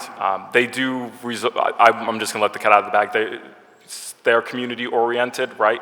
We have our community violence interruption model. I think we really need to lean into that. I think we need to be intentional. I think that deserves its own position. Someone who would be tasked, frankly, with bringing together our community violence intervention organizations and having them, in an intentional way, go out and help in the public safety mission, right? So I don't want to get ahead of myself, but we will have an office. By the way, the current criminal justice public safety cluster portfolio, that is going to become the Office of Public Safety, and all of those resources we avail ourselves of those resources, which are plenty. Sure, and I guess that's what I'm seeking to understand, and I certainly am not trying to get ahead of the mayor's process relative to the budget address that we know is forthcoming, but I'm just seeking to understand in our acts to approve this position, what are we to expect and or anticipate, since we know that this position is what's been added to the charter, but what more should we anticipate relative to your specific needs outside of what will be happening sort of around you in the organizational structure? That is my question, because that becomes important to the work that we have to undertake in this body as a part of our budget process. And so what I will ask is if you could submit to Council President for dissemination to all members your organizational chart and or structure when it's available, and the positions that will report directly to you, and some of the positions that may have dotted line reporting to you, and how much all of that will be. Thank you. Okay? Absolutely. Thank you very much. Absolutely. Okay, thank you, Council President. Thank you very much. Could we have that information prior to the official budget presentation, I think, which would be, we start next week, which is Monday. So that will be helpful for members as we evaluate the budget process. I just had a quick question. Part of your testimony, you talked about coordinating resources for city departments, including the police, but also the procurement department. So can you elaborate on how you plan to use the procurement department to achieve public safety goals? Thank you, Council President. I believe firmly that every agency, city government, can, at its core, somewhere, right, have public safety. I really, really, really honestly believe that. And in doing my work, I can give a quick example if I can. We had to rely on procurement to get a contract done for our crime scene cleanup pilot program that's going to be rolling out in the next month or two, where we'll be the first nation to publicly fund crime scene cleanup. Well, we needed to get a contract for a private vendor to accomplish that. Eventually, it's going to turn, by the way, into a workforce development piece, which we're really excited about. But procurement has a lot of contracts that they have to get through. I want to be at a place where procurement will just take, instead of me calling them up and saying, we need this contract, and having the force of the mayor having that work, that is already common practice for them if it's a public safety related contract. That it is just the normal course of business that those kinds of contracts are prioritized. So when I bring up procurement, I love using that example. It's just an example of how we can tease out the public safety goals in each of our agencies and have a more efficient process. And then also, in regards to the reading exam for police cadets that you also referenced in your testimony, what's the status? I'm sorry, I missed the first part of that. The reading exam Yes. that you worked on regarding those individuals who will be becoming police cadets, what's the status of their policy? Thank you, Council President. I had to miss the meeting today, but Dr. Guy from CCP, I put him in charge of today's meeting, and he's just absolutely 100% fantastic. So we're having meetings, regular meetings, and we're trying to get to a point where we will have a recommendation to the police department as to what that test would be. It is in motion, and our partners there, I'm not sure if I mentioned it, are Temple and Penn and CCP in the police department. So we are actively working to get that test out as quickly as possible so that we can continue to improve our recruitment at the police department. And then my last brief question before I turn it back over to my members. I know when this position was created, I kind of envisioned a scenario where, like every Monday, the district attorney, the police commissioner, folks from Dr. Wallington's team, someone from behavioral health, someone from Parks and Rec, and other key various agencies, right, will be meeting in the room and have a dashboard on how they're going about achieving public safety here in the city of Philadelphia with some measurable goals, but most importantly, the coordination, including DHS, other city agencies, all in one room every single week and just evaluating how we move the needle, right, to address public safety. And we also know that poverty is the underlying factor of why we see black and brown neighbors suffering from crime and violence. Give me your perspective of how you envision leading in this particular position of public safety as we move the city of Philadelphia forward. I think that's spot on. There are built-in organizations like the CJAP that attempt to do this, and they bring in broader stakeholders, but as it relates to city government and those agencies that you just named off, that sounds about right to me. We will get to a place where we're being very intentional about our meetings with stakeholders and city agencies, because that is, as you say, what this position is really all about. We have been doing that based upon issues. So there are certain, for example, Kensington Initiative, we are having meetings with with city agency leaders and implementers currently in that model.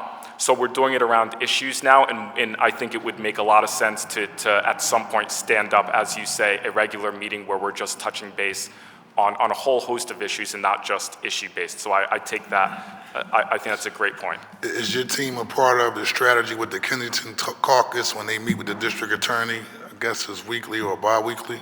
I've been invited to those meetings. Unfortunately, I could not make the last one because of that horrific shooting was last Friday. And so I have been invited and I intend to go. Okay, thank you very much. The chair recognizes Councilmember Anthony Phillips. Thank you, Council President. So, Adam, as you know, the city of Philadelphia has experienced this surge of violence, and it's impacting where our children work, play, and also where we work and play, and our children live and play, excuse me. One of the things that we're really concerned about with the public safety director is that we understand what the role is supposed to do in terms of employing resources, and making sure every department has a resource for public safety. But the question that I had in particular was about, like, what particular resources? Can you give more examples of, like, how your plan and vision around the library being a public safety space, the rec centers, and just other avenues, every department in the city of Philadelphia focus on public safety? Like, how are you going to bring that out to be able to coordinate the efforts among, for safety-oriented, for city agencies to be more safety-oriented? Excuse me. Thank you. Thank you, Council Member. I have not gotten approval to do this yet from the mayor, but what my plan is to ask her to ask all of the agencies to identify their public safety mission. I will help them do that, but I would like each agency to, on paper, identify their public safety mission, and that would go to procurement, and they would have to think about what their public safety mission is. And again, I will help them do that. So to answer your question in terms of just trying to pull out the public safety, and by the way, another point here I would make is there was just this terrible shooting that occurred, right? These pair of shootings. I haven't had, I've only been in here for 2, I'm working towards this, right? Working to get this up. But there might be that Parks and Rec, that libraries has to pivot their programming, has to have some plan in place to saturate an area with resources or to have programming after an incident like this. These are things that I'm thinking about. So maybe they need to stand something up where it's getting kids off the street and it's into meaningful activities right after an event. What does that protocol look like? So we are thinking about all of those things and how to be intentional there. Oh, yeah. So that leads me into another question that I want to pose, is that you're right. These are moments where we could be thinking about how our rec centers can be plugged into, public safety. The question I have is that do you see yourself based off what you said, there's a levels of, you have to work with all of these departments in the city. And sometimes they take time, extraordinary amount of time, to get themselves together to do what they need to do. How do you plan to increase efficiency and effectiveness, meaning that they're utilizing their time wisely and they're being transformative with their work, so that we can cut through red tape and bureaucracy that often holds us back from doing public safety work, like the work that you're going to be doing for public safety? So in my last role as Deputy Inspector General, I tried to do a lot of the work that I'm doing now, but no offense to the Inspector General, but I didn't have the authority of the mayor telling these agencies to do X, Y, and Z, right, with the specific mandate of the mayor. The difference is that I think we've all seen the mayor is absolutely, truly committed to a vision of public safety. She has given her cabinet, by no uncertain terms, specific mandates to accomplish her goals and her vision and her mission. So the difference is when I'm calling up Parks and Rec, Library, asking for meetings and stuff, again, it is coming straight down from the mayor to them, and I'm getting these meetings, by the way. We're having these meetings. They're listening to what we have to say and doing what we're asking them to do. So it's gonna take time, right? Allow me some time to really dig into how this is going to look from a systemic operational thing. We're getting there, but that is what this is all about. And frankly, I think I'm the person who's going to execute on it. Thanks. That's a good question. I mean, one of the things that I think is just important is just finding ways to, you have a vision, it's aligned with the mayor's vision, but then to be able to quickly put your vision, make sure it's effective and efficient for the city, get the approval necessary that you needed to do it. All of that's going to be really important for us to quickly move things along.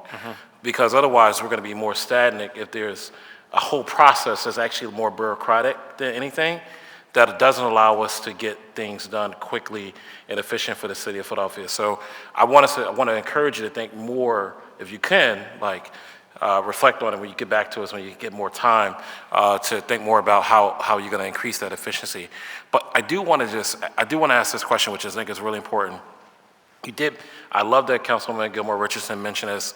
Our city council members, as you said, are willing to work with you. We want to bring you into the neighborhoods, into the communities. That's really important. But I also want to see if we're going to have events. We're going to have tons of public safety events. We're going to want you to be there as district council members. But I want to also ask you, if you so happen to put together events and programs in neighborhoods, right, which I would love for you to actually orchestrate your own, how do you plan to make sure that our offices are really connected and coordinated with you in those efforts? Yeah.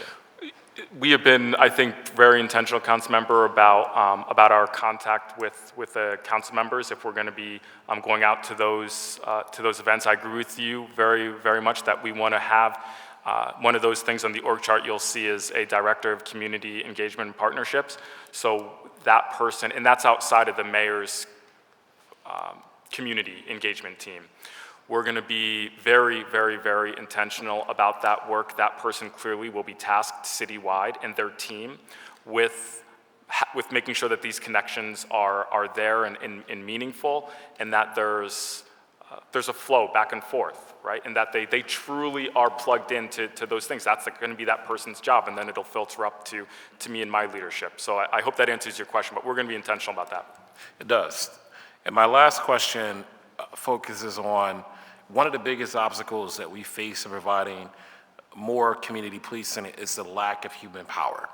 And so the entire recruitment and onboarding process of police recruitment entails at least 10 steps, right? And it takes about 3 to 4 months to complete before the appointment letter to the police academy. Only about 10% of those who start the onboarding process become police officers. So how do you plan on assisting the police department with streamlining this entire process so we can get people into work in the police department? Thank you for that question. The police department is really dedicating a lot of resources to this very issue. It is something that I looked at starting as a Deputy Inspector General. It is something that since becoming acting Chief Public Safety Director, I've had meetings with the police department on this. How are we capturing our applicants? Because you're right, there was a period of time where someone would apply, they'd like go into the web portal, apply. It would be something like 6 months, they'd get an email saying, show up this weekend for your training. And we were losing a lot of people who clearly needed employment, like they're accepting jobs before then, they'd moved on with their careers, whatever the case is. They've gotten that down to about 30 days under the good work of the police department. I've been in those meetings where I'm understanding how they're doing that, and they're going to continue to make improvements, I believe, there by implementing technologies that will assist them basically in capturing those applicants who do sign up. That will look like, by the way, a text message system, for example, where if you do put in the application portal, you're getting regular text, you're getting regular communication as to the process so that you're not falling out of the process. So I'll continue to have those meetings as I've been doing. I will continue to support them in any way possible, including standing up this police reading test, which we think will increase the number of applicants, and importantly, Black and brown applicants for the city of Philadelphia. Thank you. And just one more thing, I misspoke just earlier when I said it was my final question. Can we count on your office and you to be transparent with providing a report, maybe 6 months, 12 months in, about, so that we can provide to our neighbors and our districts about how this role is working? What's happening, what's changing. What I've also hoped that from the report is just not how many community events that you've attended. That doesn't change lives, it's just you're part of a space. Hopefully you can report more about what the departments are doing to change. If we can do that transparency, because that would help us tell other neighbors that, you know, our disposition is working as city council, help put together, and we would like to show that this was efficient and effective as possible. So that's. Thank you. We certainly want to report on our successes and things that we can do better, and absolutely, we will have transparency there. Thank you. Thank you. All right. Thank you very much. The chair recognizes Councilman Jamie Gaudier. Thank you, Council President. Good afternoon, Director Greer. I appreciated your testimony. Thank you so much. I have a Caribbean mama too, so I definitely could relate to you, and I agree the path is like you're gonna be a doctor or a lawyer. So when I became an urban planner, there was much confusion. Like I still think people like don't even understand what that means. Yeah. I was very excited when our former council president came up with this position and when we voted on this last session. And I think it's the correct approach to public safety in the city. In 2020, I put forward and got unanimous support from my council colleagues around the mayor declaring a citywide emergency on the issue of gun violence. And, you know, the reason why I put that forward in the first place is because very early on in 2020, it didn't take me long to recognize that not only were the communities that I represent in West and Southwest Philadelphia really struggling with COVID, but we were seeing levels of gun violence, the likes of which we hadn't seen in decades. And I would go, to these scenes and I would talk to people, and I never saw anything beyond the police response. And it was also apparent to me that residents had no idea of what the city was doing to help them, right? We had this roadmap. Nobody knew what that was. Nobody knew how that was supposed to work in concert with policing to make us safer. But at the same time, I saw how we were responding to COVID, right? We were bringing all city agencies together. We were mobilizing, right? When the schools shut down, we had Parks and Recreation switch to delivering food to people who needed it every single day. We set up, stations at the rec centers where students could do their work. The mayor used his sort of platform to fundraise, right? The Roberts family gave us millions of dollars so that every student could have a laptop. And you also saw the mayor on the TV every day, or Dr. Farley, or the managing director talking about the stats and the cases and what we were doing to bring them down. That's how you respond to an emergency. And it was very confusing to me why we weren't doing the same thing as it related to gun violence, because I saw what we had the capacity to do when we prioritized something. And so I was, very much in support of this position moving forward, and I've appreciated a lot of your answers around how you would get agencies to see their role differently. Right? And as,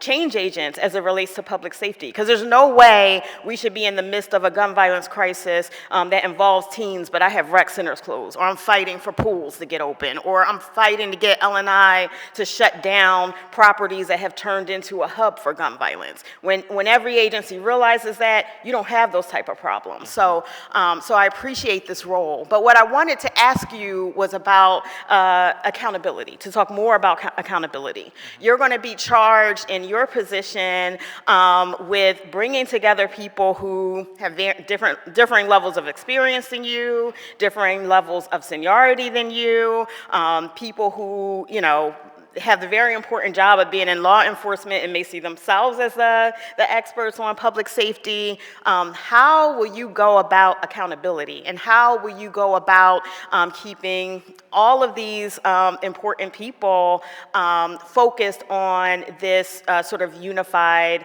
goal, particularly, if people don't see themselves necessarily as being answerable to you? I'd love to hear more about that. Absolutely. Thank you, Councilmember, for that.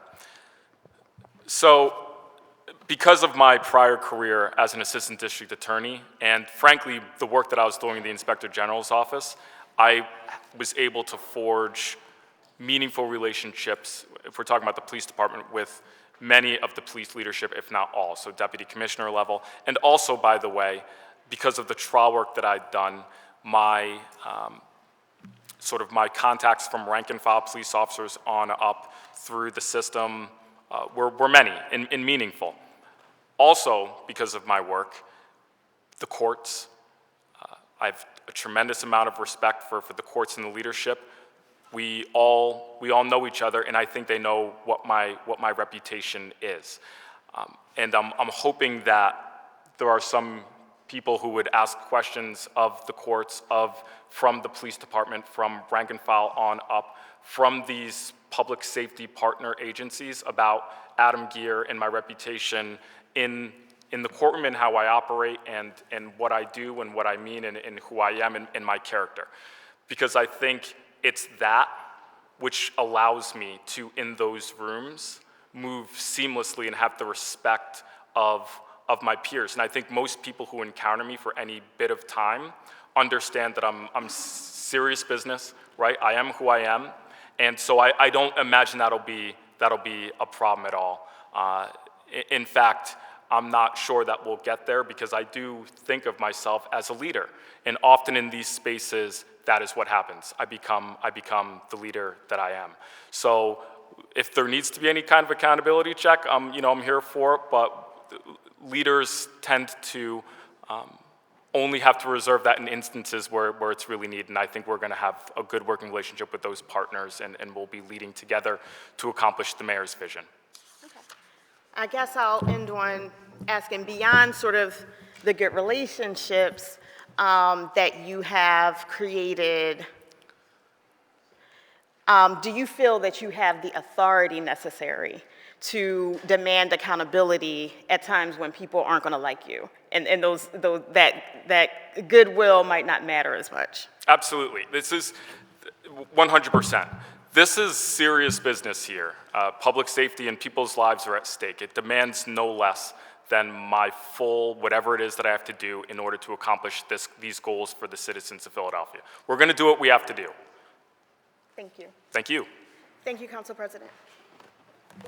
Thank you. The chair recognizes Councilmember Nina Ahmad. Thank you, President. Good afternoon. Good afternoon. It's good to see you again. I have to echo what my colleague just said about, the coordination and then the accountability, right? So, and in spite, it can't be a personality-driven position. It's going to be existing forever. So what are the measures of structuring the office? So there's a tracking ability, I don't know, like a dashboard or something, where the public can see what they voted for. So I wanted to know if you had a thought on that. I have a couple of sub-questions, but maybe I'll let you answer that first. No, not specifically. We haven't gotten to the point where we're implementing a dashboard. We have gotten to the point where the Office of Public Safety, and again, we're just creating this, right? We're just going to put in these pieces that I think will make a difference. We're still hiring out and building this thing out, but absolutely there has to be some type of metric. By the way, some of these positions, which you'll see on the org chart, speak directly to this, right? This note, and there is a specific position that you will see when I circulate the org chart dedicated to exactly what you're saying, right? So we want to put that right in-house so that we are understanding the work that we're doing. It's very important. Thank you. Then I have a second question, is the Delaware Valley Intelligence Center, what is the coordination there, and are you going to be able to use hotspot mobilization within the city? We have a very good relationship. Many senior members of my team also have been working with the DIVIC for many years in their leadership.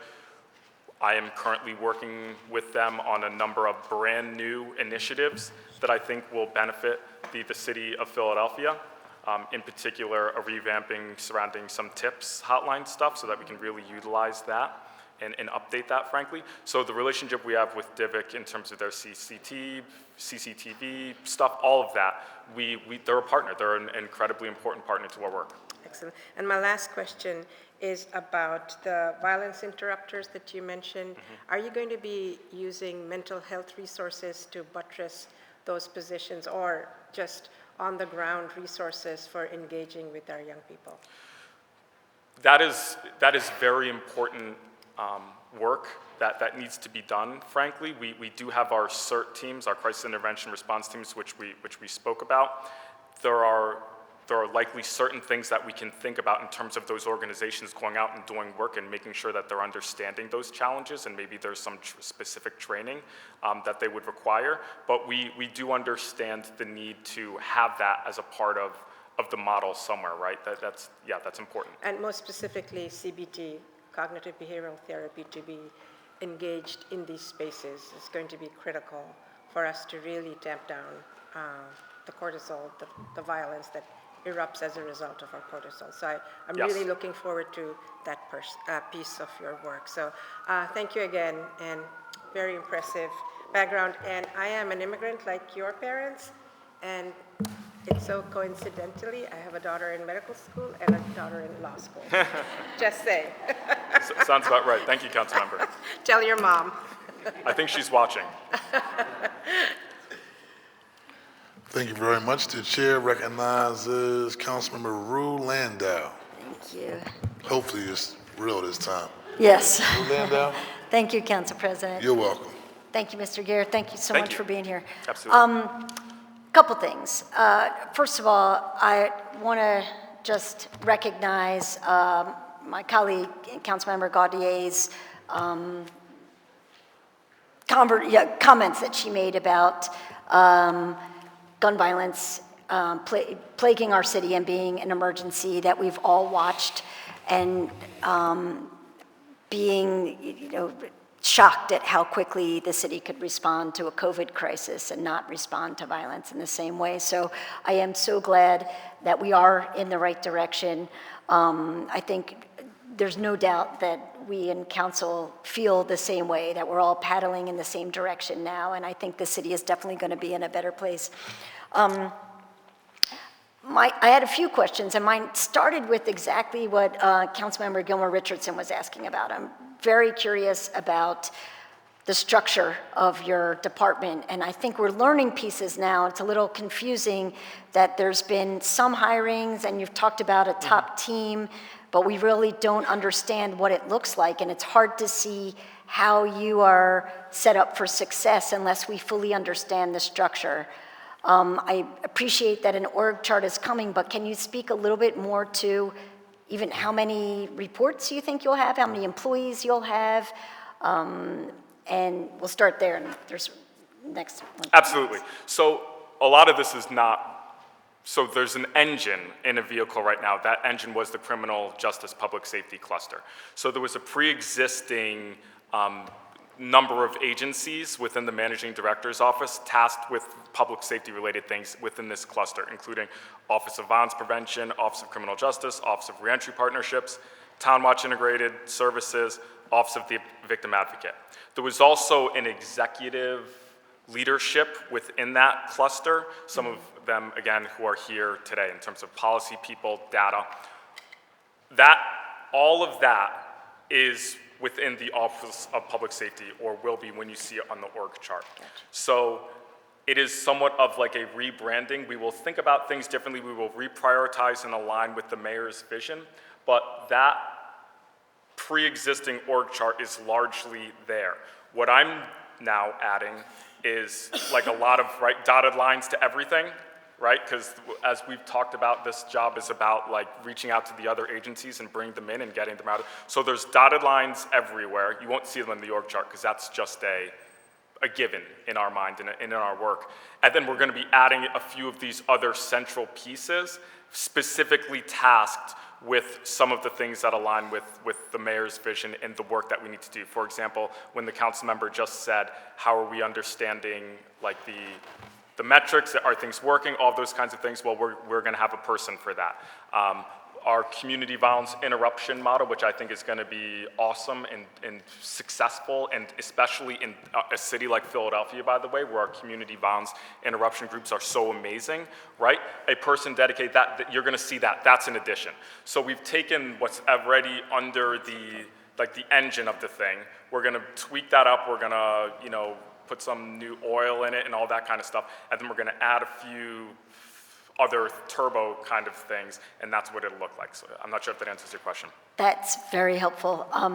The second question, which you've told me part of the answer to now, is how your work aligns with or coordinates with the managing director's work at this point, who did oversee much of this. Many of the important parts of the managing director's office, like DBHIDS, right, Office of Homeless Services, Office of Domestic Violence, those are clear, there's incredible crossover with the Office of Public Safety. The way that we've been operating is as one with respect to the work that those agencies are doing in those joint agencies. So many of the meetings we're having, for example, around the Kensington Initiative, and I'm saying those leaders are in the room, they're on our team with respect to these issues. So we have a great relationship. We were on the same floor. We kind of are one, me and the managing director's office, but we have these specific like carve-outs and things that can go down to like policies in certain offices that work together like just under what would be my portfolio. Okay. I know we don't want to see any redundancy in the work, so having the clear lines is certainly helpful, especially for us when we want to know. There is a very clear line, council member. In fact, it's me and the managing director, we are very good at offboarding and making sure that he's got what he's got and I've got what I've got, and those are universes.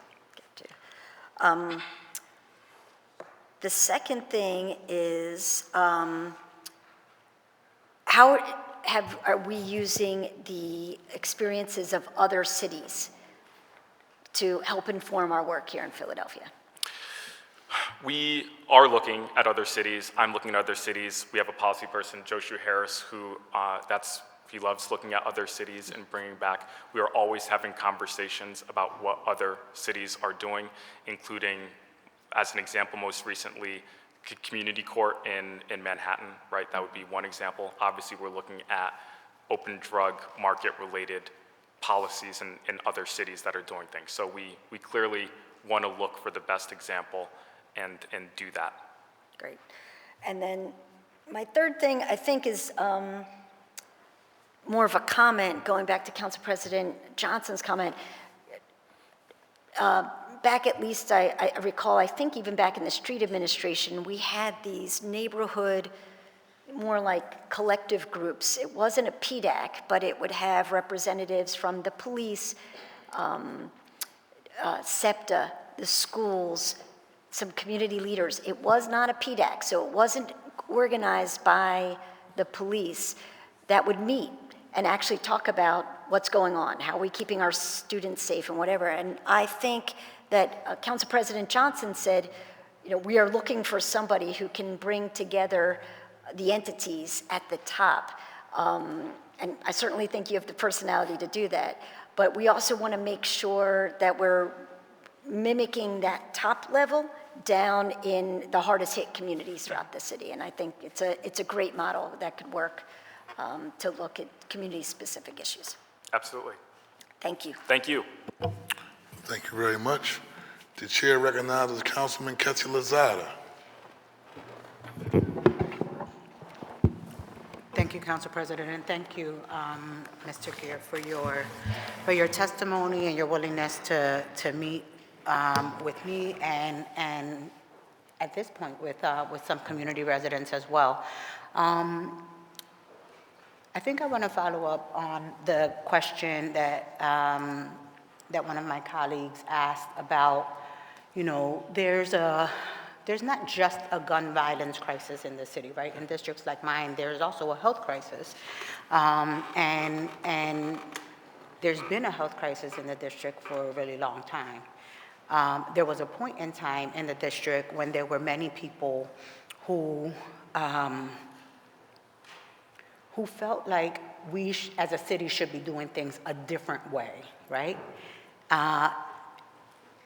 In my opinion, right, I'm gonna say in my opinion, instead of us as a government addressing the situation and responding to the needs of what was happening in the 7th Council District, we chose to bring those people who were making a lot of noise into our workforce. And it created, to me, a much more difficult situation to be able to respond to. Because instead of doing what we needed to do, we wanted to kind of shut them up. And so my question to you is, some of them are still here in the system, in our workforce. Some of them are a part of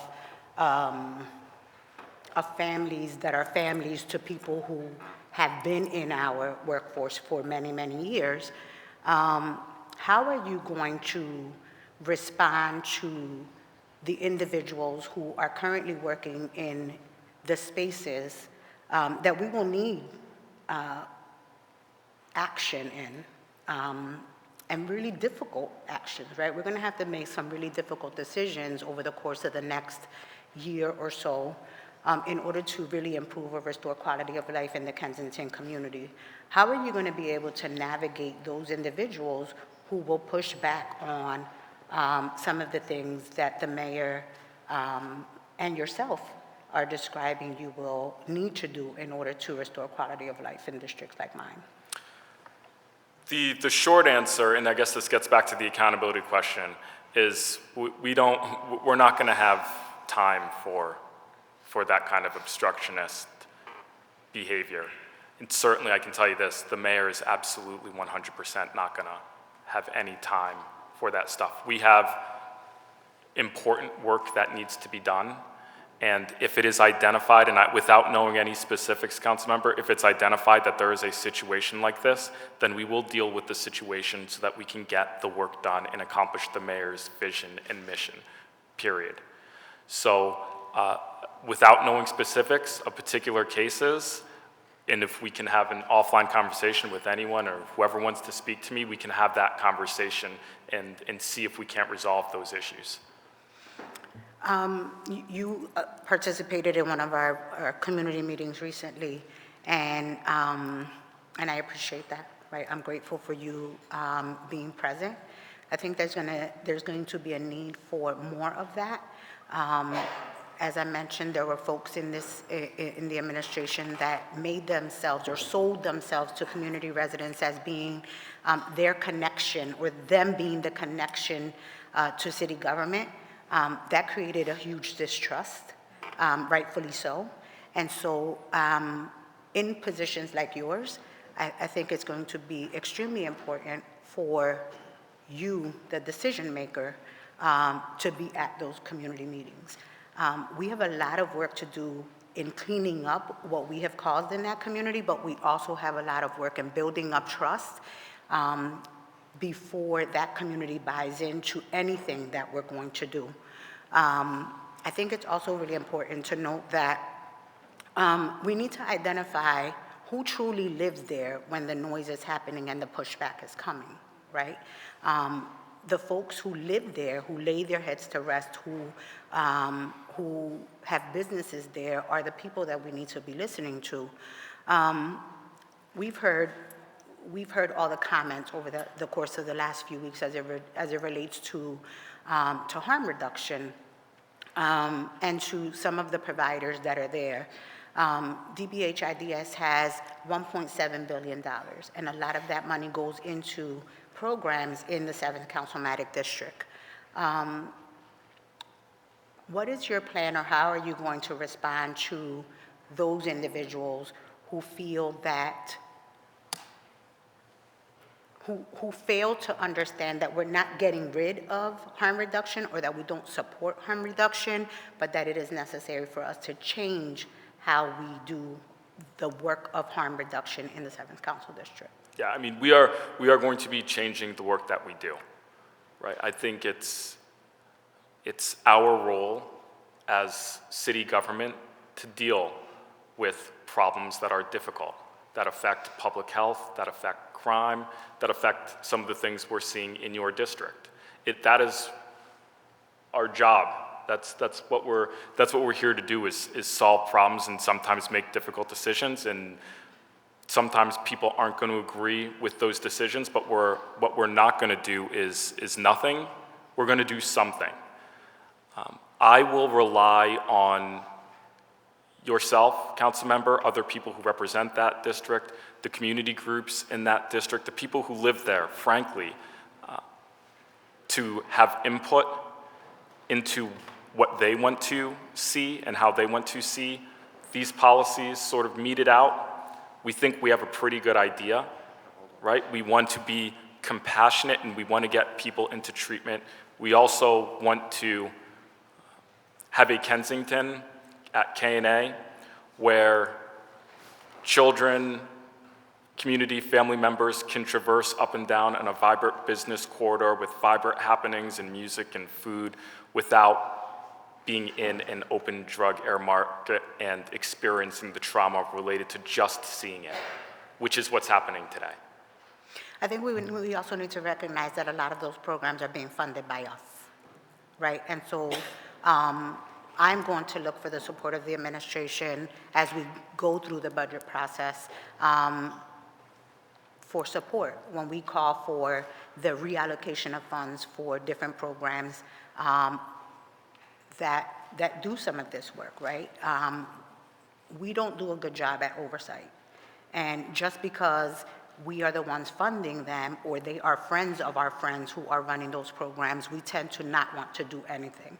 And so I think it's important for For you, as the conductor of the orchestra, which is what we were calling, what we were calling your position during one of our public hearings, to understand that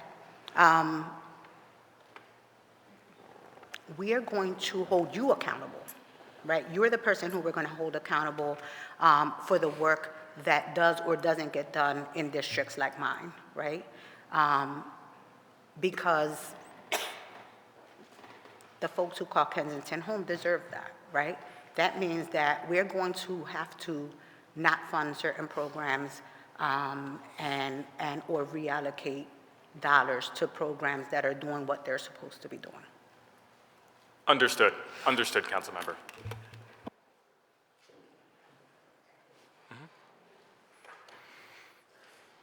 Thank you, Councilmember Lozada. Councilmember Jim Harity. Just want to double check for the record. Thank you, Council President. Adam, thank you again. I've been at a few meetings already in the community, me and Ketsi and a couple other people from the Kensington caucus. It's not like years ago now. Years ago, we didn't have the alternative programs that we have now. People went to jail. How do you see the courts playing a role with you in the public safety thing? And how do you see the DA's office working with this? Because in reality, to do what we are trying to do with getting more people into long-term recovery, that is going to take some of them being charged in order to get them into the alternative programs. How do you plan on navigating between the courts and the district attorney's office together, you know, getting them to work together in order to be able to use these programs that we have? I mean, we have, you know, the AMP program, we also have the mental health alternative programs, you know, all good tools, but the tool won't work if you don't have the toolbox and, you know, the guy with the wrench making the adjustments. Absolutely. Thank you for your question, council member. You all, frankly, have been leading the Kensington caucus, quote unquote, who's pulled together that meeting that I'm excited to get to. That's part of this, is bringing people around the table together and communicating. So having the DA present, having you all present, having the courts present, having us present will be very meaningful for understanding where everyone stands and what people are going to do and what people are not going to do. There is a lot that we will be able to do around trying to get people into treatment and connecting them to services that do not engage the DA's office. So all of this sort of pretrial stuff that we are going to be implementing and maybe thinking about differently, but certainly that's going to be available to us. I have had communications, regular communications with the DA's office. I probably at this point almost have regular communications with the courts. I've met with the courts and the court leadership, the administrative judges who are going to be touching some of these issues in a meaningful way. But to answer your question, we need all of them. We need to be communicating. We need to clearly understand, as I said, what people are going to do and what they can do, right, to support, so that we can pivot and fill in any holes that we can fill in to bring real progress and to really make a dent in some of these issues. But we're going to be talking to these partners, period, and that includes the DA's office. We have to. The citizens of Philadelphia deserve city government that communicates, right? They deserve us to be talking. We are all adults. We are not going to agree 100% of the time, but it's our responsibility to have those conversations and see where we stand. Great. All right. One other question.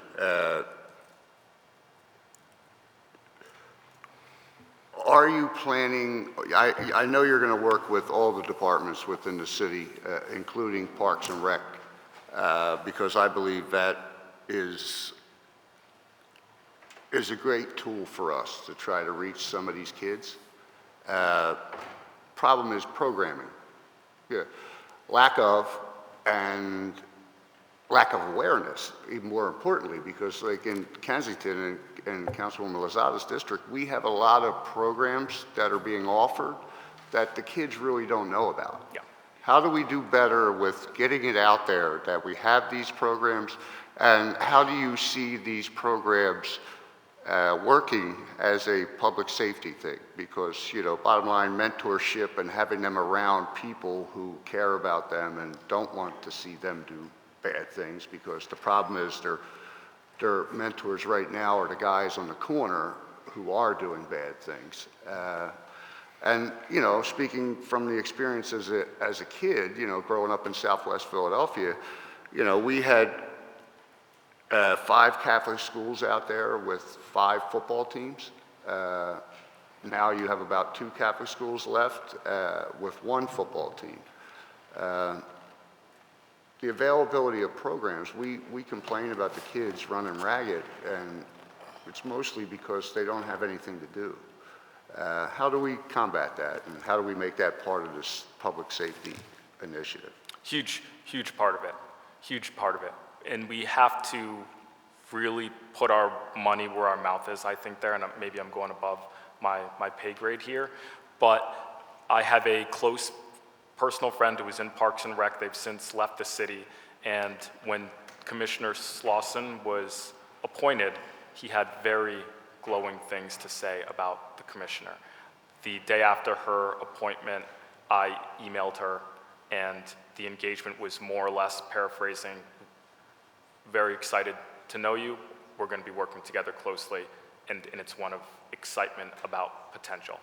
That is a partner that I'm going to value dearly, right? Like procurement is going to be probably lower than Parks and Rec, if we're just being honest. That's going to be a great stakeholder for us, and I think there's a lot of work and creative things that we can do there. Yeah, I mean, listen, we've made some strides. I've visited different council people's districts to some of the rec centers, and it's amazing how the stuff varies per area. While we need the rec centers for the sports and the activities part of it, the bottom line is that a lot of kids nowadays aren't into sports. I got a 300-pound 14-year-old at home that wants nothing to do with sports, but if you give him a computer, he could do whatever you want him to do. How do you see our rec centers being re-envisioned to include more of these kinds of things, maybe computer labs, recording studios, e-games? Kids now can get scholarships to Division I schools to play video games, and they can make a lot of money at it. And, you know, I think we need to start thinking outside the box and trying to figure out what's working in different rec centers that we can mimic in other rec centers. I think that's right.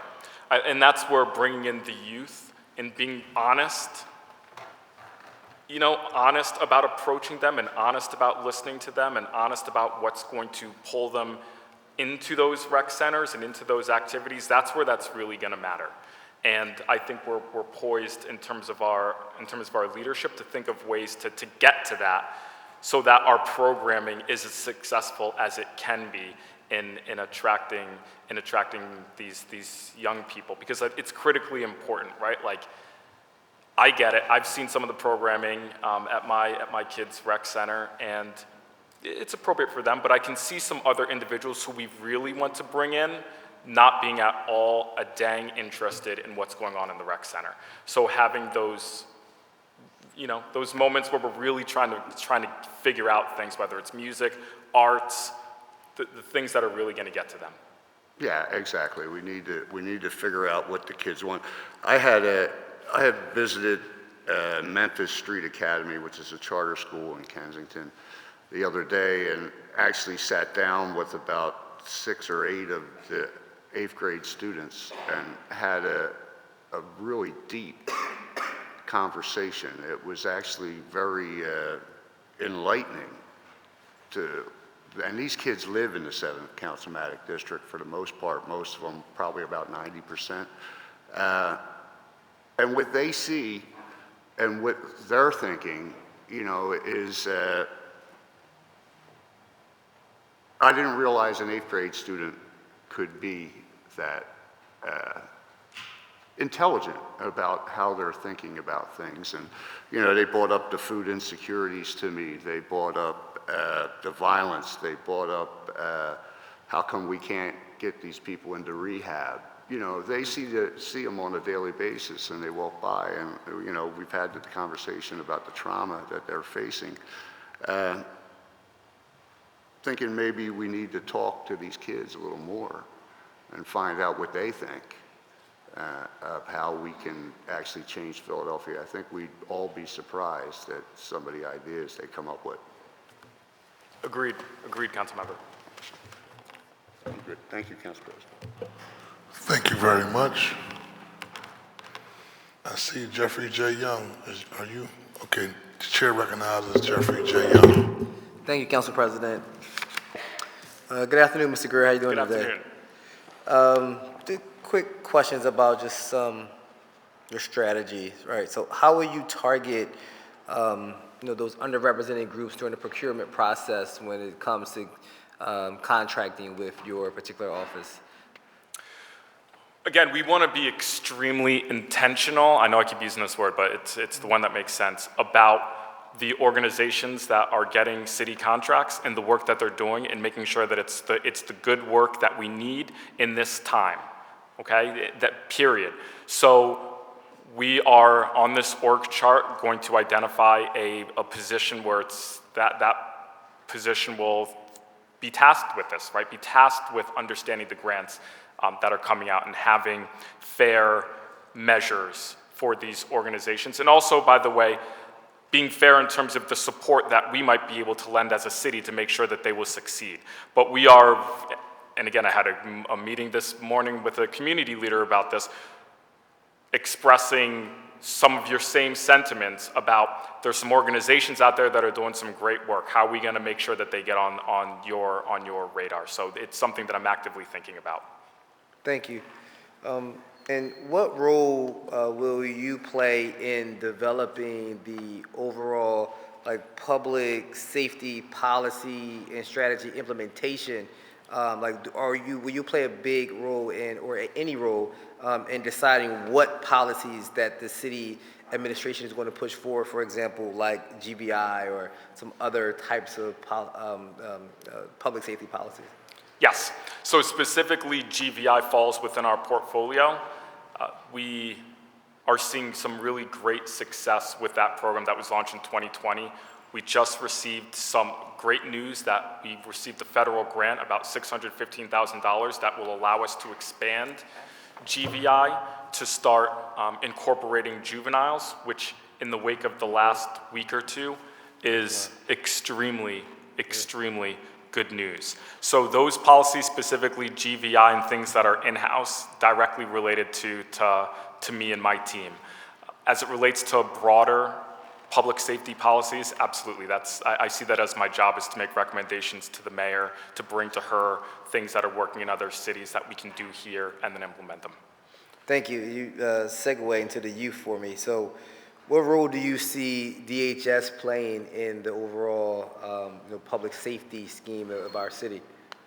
Very important.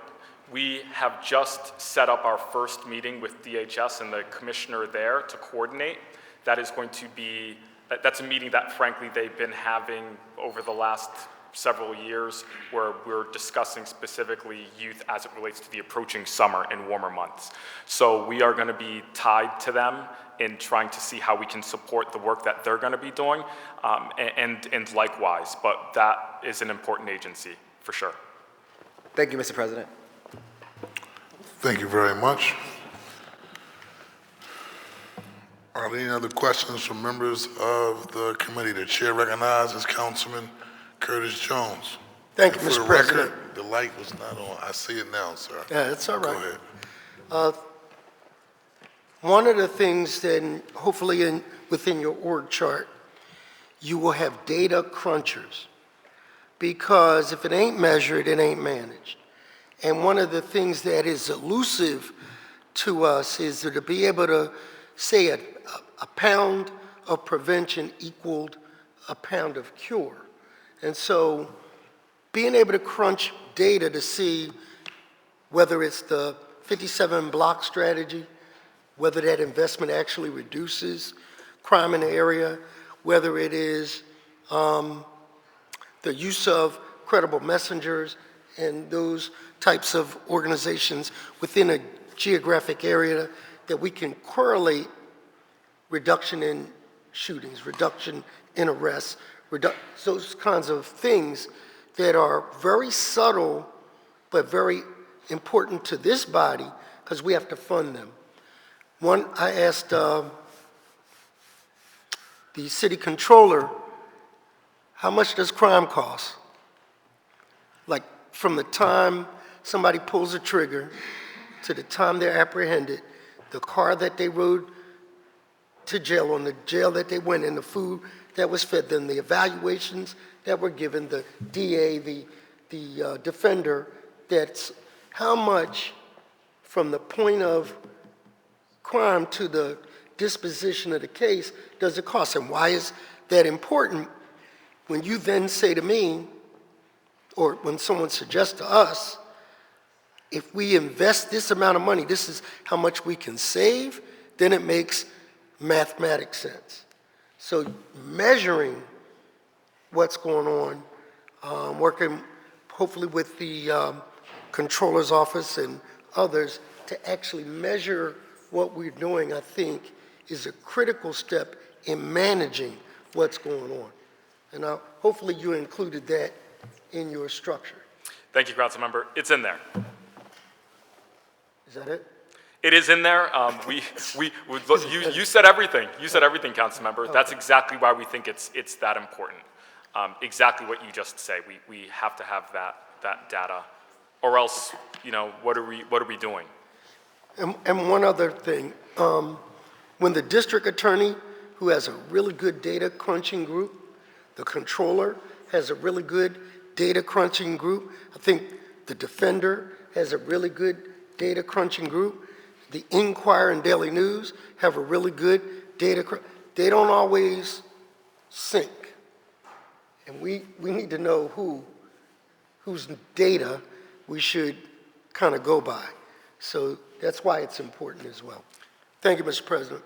Thank you. I only smile, Councilmember, because I agree with you completely, and we've had conversations about this. Okay. Thank you very much. Any other questions or comments from members of the committee?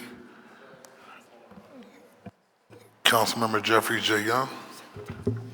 Thank you. Mr. Greer, what role do you see your office playing in scenarios where there are victims or co-victims of crime who do not feel like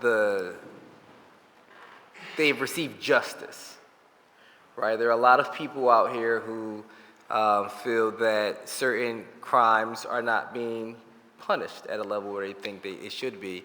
And they are, continually to be traumatized by being a victim of that crime. So what role do you see your office playing in helping to support those victims and co-victims of crime who feel like that the systems, right, the justice system just has not been working for them?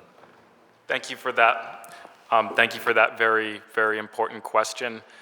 We have in my portfolio the Office of the Victim Advocate, which is going to do and does a lot of this work.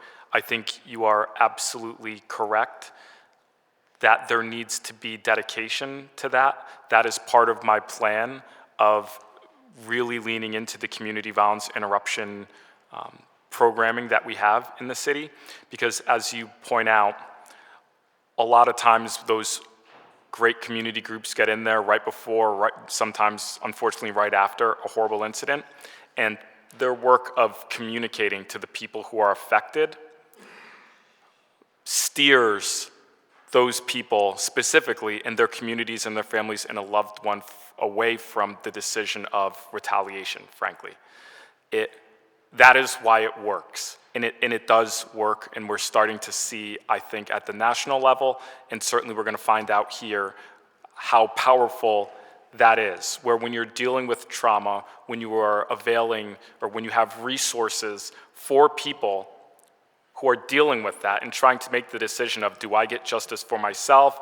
Am I even going to get justice? I did not get justice. When you're dealing with that in the way that I think you think needs to happen, which is the way that I think it needs to happen as well, you are allowing those people a chance to make a different decision, which I think will result in lower shootings, lower homicides, et cetera. I hope that answers your question.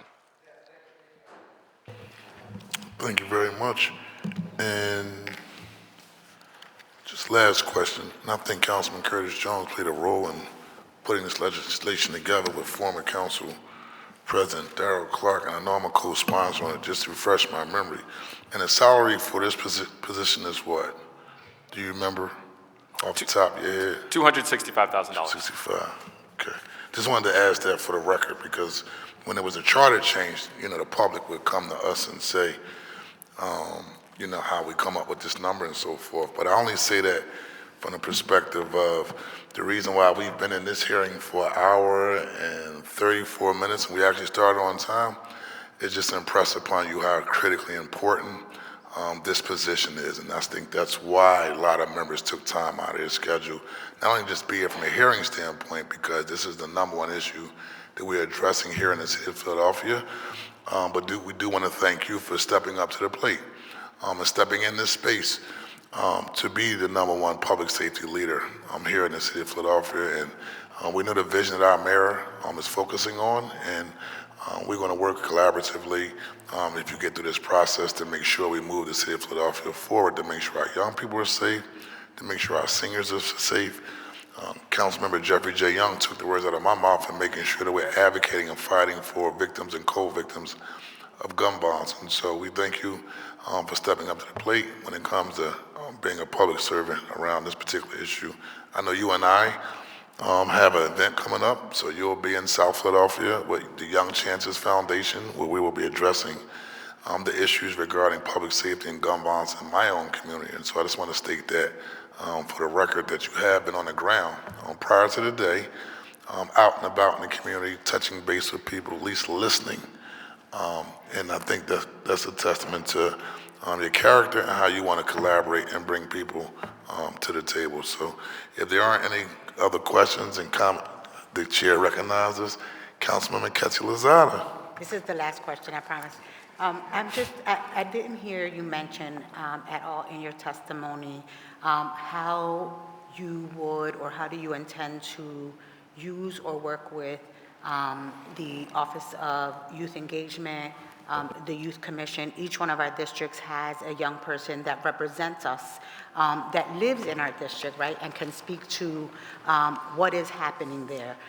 What is the role of the Youth Commission and the Office of Youth Engagement going to play in the work that you all are going to be doing?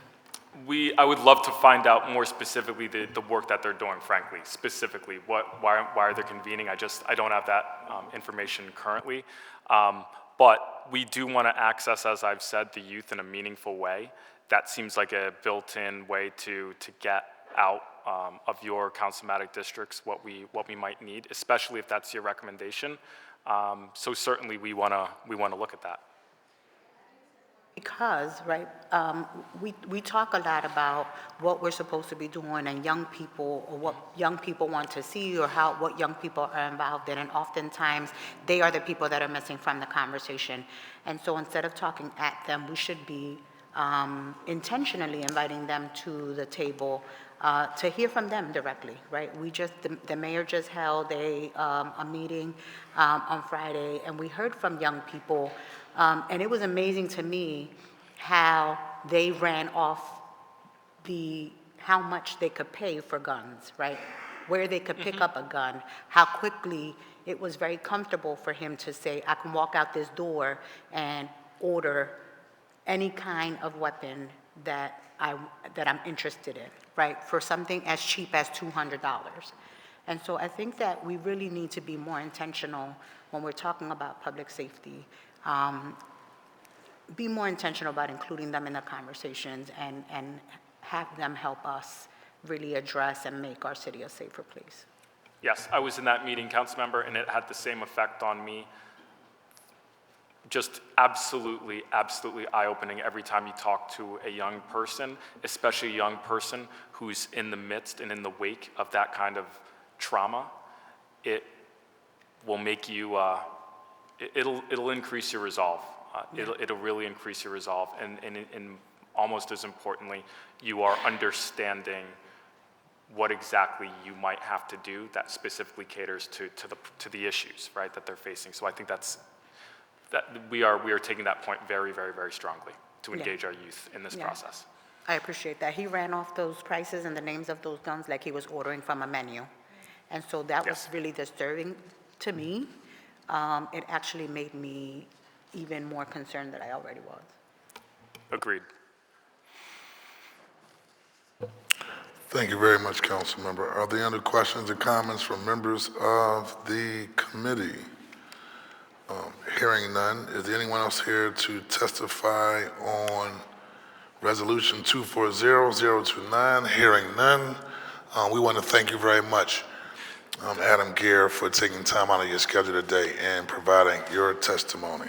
It's my pleasure. Thank you, council members. Thank you, Council Dole. You're welcome.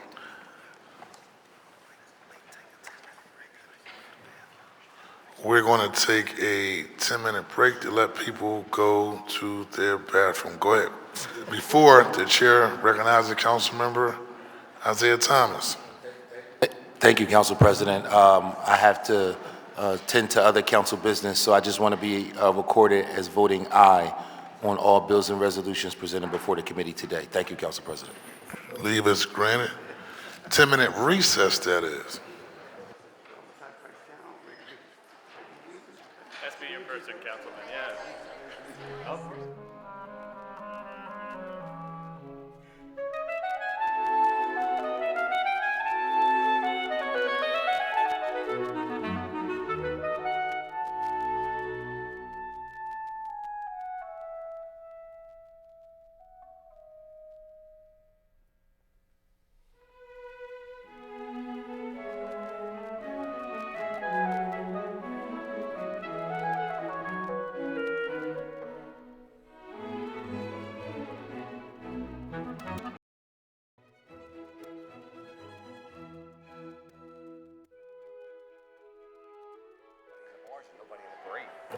This hearing will now come to order.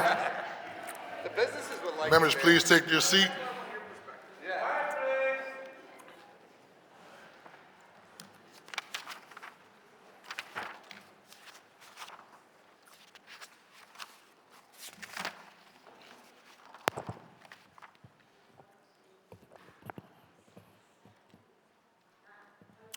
Mr. Christmas, will you please call the first witness to testify on resolution number 240038?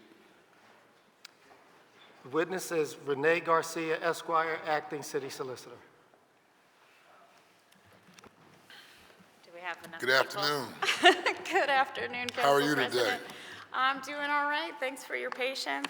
Absolutely, absolutely. Just state your name for the record, and then we please begin your testimony. Sure. Renee Garcia, Garcia. Thank you. Good afternoon, Council President Johnson and esteemed council members of the Committee of the Whole. I am Renee Garcia and have served as Acting City Solicitor for the City of Philadelphia since January. Prior to my appointment, I supervised the Law Department's litigation group as the chair. I'm grateful to Mayor Parker for asking me to serve as solicitor, and I appreciate your consideration of my appointment. The mission of the Law Department is to serve the residents of Philadelphia by providing legal counsel of the highest quality to all city officials, employees, departments, agencies, boards, and commissions. With the expertise and leadership we have on our team, we are excellently situated to aid Mayor Parker and this legislative body in making Philadelphia safer, cleaner, and greener, with economic opportunity for all, because this vision is already central to what we do. With my time before City Council today, I'm going to tell you a little bit about myself and provide a snapshot of the work that we do at the Law Department. Formerly a resident of Council President's District, I left for Council Member Bass's district in Mount Airy, where I live with my 2 daughters and my husband, who practices dermatology in Roxborough. We are an interfaith, multi-ethnic family and are members of Germantown Jewish Center. My older daughter, who's 9 years old, is my sensitive and creative soul, who's currently into designing clothing and generally follows the rules, while my younger daughter, who's 6, is hyper-competitive, is playing soccer with 9 to 11-year-olds this winter, and does not take no for an answer. It's kind of like my personality split in the most exaggerated way. Their parents are split between Kansas City, Florida, and Long Island, where I grew up in a small hamlet of 4,000 people. Although from different backgrounds, both sides of my family valued hard work and service to others. My relatives are painters, carpenters, cooks, police officers, volunteer EMTs, volunteer firefighters, county clerks, medical workers, Sunday school teachers, scout troop leaders, and my grandfather was the town building inspector. They include veterans of the Navy, Air Force, and Army. My mother's family had a long history in that little hamlet.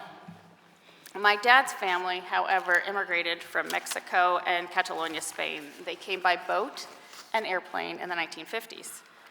My grandparents came to this country to escape General Franco's brutal dictatorship. He starved the people of Catalonia, dismantled their government institutions, restricted all freedom of the press, imprisoned political opponents, and did not allow them to speak their own language. The rule of law meant nothing but persecution for the Catalan people. I pursued a liberal arts education at Barnard College and later became the first lawyer on either side of my family after attending Harvard Law School. Nobody was particularly surprised that I went to law school, given how worked up I got when I perceived injustice as a child. I knew I could serve with a law degree in this country, where the laws are not always fair, but the arc bends towards justice. In the last 20 years, I've worked at local nonprofits, global nonprofits, law firms, and in the corporate sector. Throughout my career, I have always carried a pro bono practice, serving as PNC Bank's pro bono chair and participating in DEI efforts, but constantly felt a tug towards full-time service. At a time when I was trying to figure that out, City Solicitor Diana Cortez offered me the chair of litigation position, and there was no looking back. And now here I am 3 years later as the proposed solicitor, and I cannot think of more important work. I've been to battle alongside some of you, University City townhomes, gaming, gun cases, tobacco cases, asbestos in the schools, driving equality, and the police transparency bill. These are tough cases, and you've seen how the law department is there to fight alongside you for our residents. With over 365 attorneys and professional staff, our department comes to work every day with a true sense of purpose, to collaborate with council and our city clients to protect the residents and to build a more equitable and prosperous future for the city of Philadelphia. Whether it's removing a child or an adult from a dangerous situation, filing an emergency petition to demolish a hazardous building, defending a city employee who did their job according to law, or keeping our residents' personal data protected, the law department keeps our city safe. Our corporate team allows the city to contract with essential service providers and shape our built environment through infrastructure programs, real estate leases, and grants. And of course, we can't do any of this without money. Our torts team protects our city's coffers, while our property assessment and tax units ensure that residents and businesses are contributing their fair share. Our affirmative and special litigation unit sues bad actors that inflict nuisance and danger on our residents, and we've recovered hundreds of millions of dollars in damages to support our community. And finally, the law department ensures good governance through our work providing everyday counsel to client departments and elected officials, ensuring transparency through the right to know law, enforcing environmental regulations, drafting and defending legislation, representing our boards and commissions, and so much more. Our attorneys and staff ensure that the city is operating legally and transparently. In short, we do it all. As I wrap up, I will briefly address my plans for the law department as we continue to support this very ambitious council and mayor. First and foremost, the law department will focus our strategy on prioritizing the issues and outcomes that are the most important for our clients, including you. I'm undergoing an assessment of our work with the goal of breaking down silos and creating synergy among, for example, the units working on public safety. The more we know about your goals, the better we can realign our work. Second, we will move past the status quo to propose innovation that moves the city forward. The Consumer Protection Bill is a recent example of that innovative legal solution that our team can develop in coordination with counsel. And lastly, we will continue to do our work through a lens of equity. The rules of professional responsibility for lawyers say, in rendering advice, a lawyer may refer not only to the law, but other considerations such as moral, economic, social, and political factors that may be relevant to the client's situation. Although the entire legal industry talks about DEI, in no other position are those principles more important than for the municipal lawyer who helps to write and enforce the law. I have had the privilege of representing both City Council and the administration in my role as Chair of Litigation and now as the prospective City Solicitor. As City Solicitor, I will remain steadfast in my commitment to upholding the attorney-client privilege while providing high-quality representation to all of our clients in the interest of the city. Thank you for welcoming me today, and I look forward to collaborating with you as we all work to serve the City of Philadelphia, and I'm happy to answer any questions you may have. Thank you. Thank you. First question, under your leadership, please explain what will be the law department's policy for settling or litigating cases against the city. And just for an example, recently Councilman Isaiah Thomas introduced the Exonerated Justice legislative package on behalf of Philadelphians who were convicted of crimes and later exonerated. Currently, Pennsylvania does not provide any compensation for exonerees. And so, does the law department have a process for reviewing these cases to make sure individuals are promptly compensated? What is the average amount of time between a claim made by an exoneree and the resolution of their claim?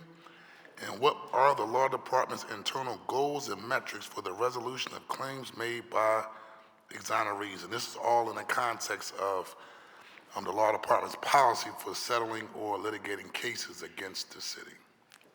Thank you, Council President.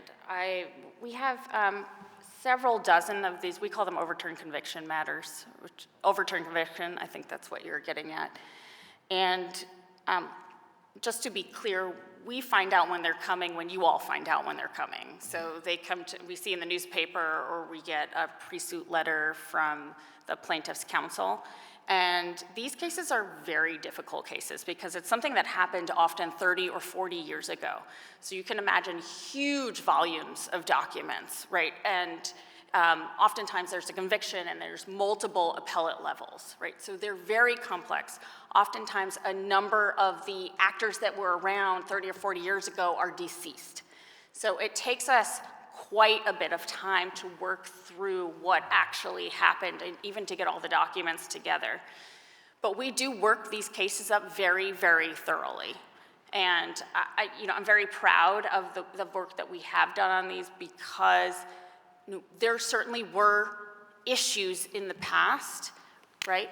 But every case really needs that very personal touch. And so it is not going to be a matter of us turning around. One of your questions was how quickly can the claim go out? It's not going to be overnight, right? And so we do work these up. We have settled them, and we settle on, sometimes the numbers are a little uneven, and that's because we settle them on a per year basis. So how many years were they incarcerated? We settle them on a per year basis.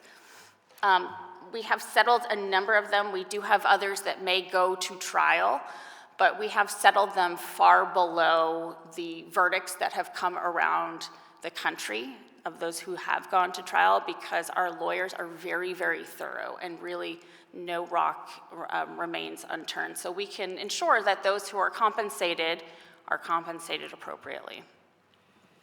In terms of the law department, what have you done to train police leadership to prevent, or have you thought about engaging in working with the police department to train police leadership to prevent wrongful convictions? And have you performed any sort of analysis to determine what gaps in training, supervision, or discipline causes wrongful convictions? Yeah, thank you for that question. So like I said, a lot of this happened 30 and 40 years ago. So enormous amount of change has already happened. But the law department does have an after-action policy. So I always say it's never about one case. It's always about systemic issues. And so when we do see a case, whether it's involving a conviction or really anywhere in our litigation portfolio, we do write up what happened in the case, what systemic issues that we see, and that goes to the client, and we work with the client to fix those systemic issues. So certainly, over the years, when we see anything arising in litigation with police, there is that constant feedback loop. When you say like systematic issues, is there one department or unit that's more prone to claims than others just based upon your experience? It could really happen anywhere. I'm talking, the police, they're a big client of ours, right? There's a lot of them, but it could happen in the torts context. Let me back up then. Not so much where it could happen, I'm just talking about in terms of data on the books. Like, I'm sure in your office, right, there should be files of, okay, we got wrongful conviction suits based upon Philadelphia police officers, right? And it's broken down by category. Sure. This may be the strike force unit. This may be drug task force unit. This may be robbery and homicide unit, right? Where these types of wrongful convictions come up. Do you have any data to just show overall, big picture wise, when it comes to the department, these particular areas, we've seen more wrongful convictions, claims than other areas? We see the most cases needing remedial work in the excessive force, not in the overturned conviction, because so many changes have been made over the last 3 or 4 decades.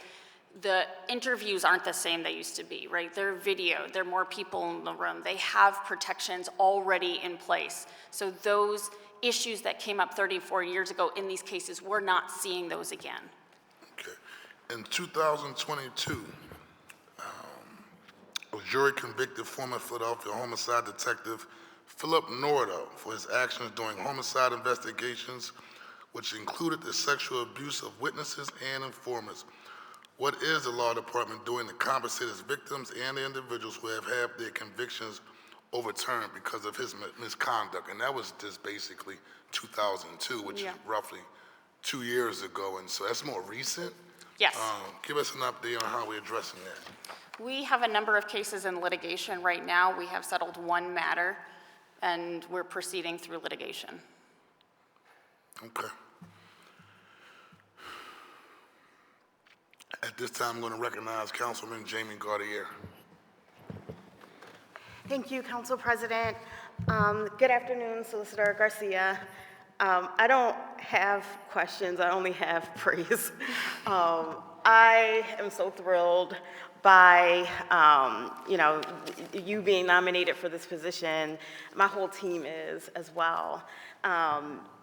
And it's because of what I saw you do with respect to the University City Townhomes case. And just, by way of background for those of us who weren't here or for people watching, a couple years ago, I put in place a zoning overlay that covered the University City Townhomes as well as other expiring affordability properties. In response to that, the owner of the property, IBID, sued me as an individual, sued me as a council person, and sued the city of Philadelphia.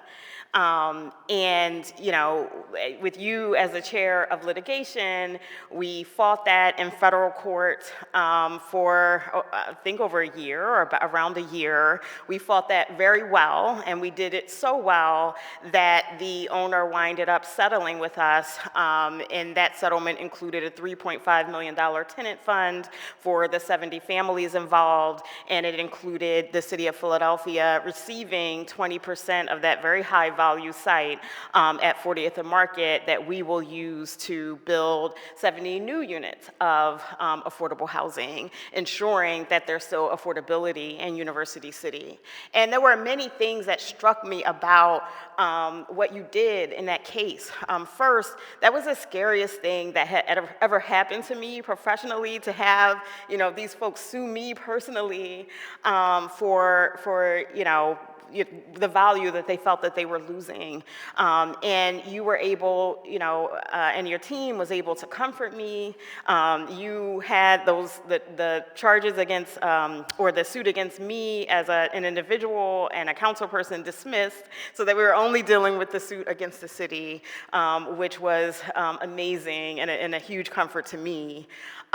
You fought that case expertly. We were up against, our team of public servants, our team that was dominated by women of color, was up against, this high-powered law firm, which may or may not have been represented in this room today earlier. And against a team of mostly men who did not look like us. And you guys just did an amazing job, and I was so proud to be represented by you. I was so, so proud. And then, I know that your primary job is to represent the city of Philadelphia, and sometimes that can demand taking a conservative approach. But you also had a heart for the people in my district and the people who were, in the midst of this affordability crisis, and I appreciated that. And it always shone through, right, as we were going through this case together. And even after we negotiated the settlement, you kept your eye on implementation. All of those, I think maybe there are 2 families or so that haven't received their $50,000 to find, new housing. And we just talked the other day about how we will construct, new affordable housing on the site. So you carried it all the way through, and with such grace and such skill and such fierceness. So there is no doubt in my mind that as our solicitor, you will continue to both carry the best interests of the city of Philadelphia and the best interests of our people, the people that we're representing. And I'm just really pleased and I'm proud to know you. So thank you. I thank you, council member. It is a privilege to continue working on that matter, and just illustrates how my team, they could be making so much money elsewhere, and they are here for that reason, to fight on these issues. And we are not afraid to litigate. Yeah. And we had some tough times in that case, but it did come out, and I'm happy to say over $3 million has gone out to the residents of the townhomes, and now we're looking, like you said, to build affordable housing. And I'll never let that go, right? Mm-hmm. That I will hold that with me forever for my entire career. So thank you. Thank you. Thank you very much. The chair recognizes Councilmember Catherine Gilmore Richardson. Yep. You're my brain. Thank you, Mr. Chairman. I wanted to also offer my sincere gratitude and thanks to you, Renee Garcia, for your work. I've had the opportunity and pleasure to work with you while you were working in the law department, helping us with the legislation that I offered to ensure that we had public comment prior to any FOP contract is settled. And so that was a really long and arduous process. It was a very, very difficult case. It was a difficult set of circumstances, and you and your team and the entire law department team were just stellar. And so I also want to say thank you for your work and for everything that you did on behalf of my office to help us face that moment. I also wanted to ask about an issue that you know is exceedingly important to me and a part of your team that we in this council body have supported relative to our budget process, and that would be the Nuisance Business Task Force. We added additional dollars, and I know Councilmember Gaudier worked on this issue as well, to ensure that we could have more attorneys in the Nuisance Business Task Force. And so I wanted to ask you specifically about that work in the law department, and finally offer kudos to the entire LEDGE team and everyone that we've worked with that has helped us to craft some of our legislation. I see Lou Rossman back there, and I have to mention right now, I don't see her, but everyone in the LEDGE team, I really appreciate all of you and the work that you all have done. And if I did miss someone, charge it to my head and not my heart, but I am appreciative. Thank you, Council Member, for the comments. Act 111 litigation is another example of the team coming together. As you said, Louis Rosman, Joe Altman, Carl Laney, Craig Gottlieb all worked very hard to win that on appeal. We're very thankful to Council for giving us funding last year for our code unit. We were able to hire 4 new attorneys and 3 new staff members. The code unit filed 2,500 cases last year for code violations. 600 of those were filed in the Court of Common Pleas. And part of those are building safety and a lot are public nuisance. And we are working exceedingly hard. And I'm proud to say that we have been enforcing the short dumping ordinance. I know that has been a tremendous collaboration between our city stakeholders. And we are working on gaming, and council member, and we continue to work in the tobacco space and the drug paraphernalia space. We are also, I apologize for the interruption, but Yes, of you hit course. the nail on the head. It's drug paraphernalia. I know. We are inundated with these stores in our communities, and so many people are reaching out to our office saying, we've reported these stores, you all have done inspections, and nothing has come of this. And I know some of this is on the L&I side. And when we get there, we will get there with L&I during the budget process regarding these drug paraphernalia stores. But we really need enforcement for these drug paraphernalia stores. We need them to be taken to court when appropriate, after we followed all the process that we need to do on the city end. But we are being inundated in our communities by these stores. Yeah, I completely agree, and I look forward to seeing when L&I has split, how we can really beef up that public nuisance side. As you know, the law department is intricately involved in all of that, and we will be there for the clients to help build that out. Thank you. And I also want to add to that menu of nuisance businesses, we have like auto zones in different districts where they rent tools for people to illegally fix cars in front of their establishments, which totally brings down the quality of life of the neighborhoods to the point where I know in southwest part of my district, like a daycare center and the whole plaza is pretty much being held hostage. And I know we've been working with the law department to look at some ramifications for this particular business, and also work in partnership with the 12th Police District as a quality of life issue. And so we'll follow up regarding that particular issue with you and your team, because it's definitely it's a nuisance business that's not a stop and go, but it's a business that's bringing on a quality of life just based upon how they're going about doing their service. Thank you, Council President. At this time, I'd like to acknowledge Councilwoman Ketty Lozada. Thank you, Council President. Just kind of staying along the lines of the nuisance businesses, I know that we work together, and I appreciate the work that you all did to help me craft the business curfew bill. Originally, we were trying to do that across the district, and I mean, the goal is not to stop business from being conducted in the district or in the city, right? We're promoting that the city's open for business. And so I know that bills like the curfew bill can raise some questions.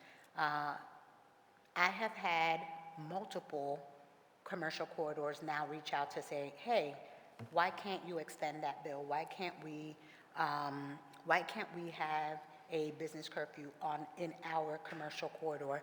And I know that you responded to me and to the office, but I'd like to put it on the record. So if you could just share with us, why is that challenging, and why did the law department recommend that we just did it in the targeted area as opposed to district-wide? Mm-hmm.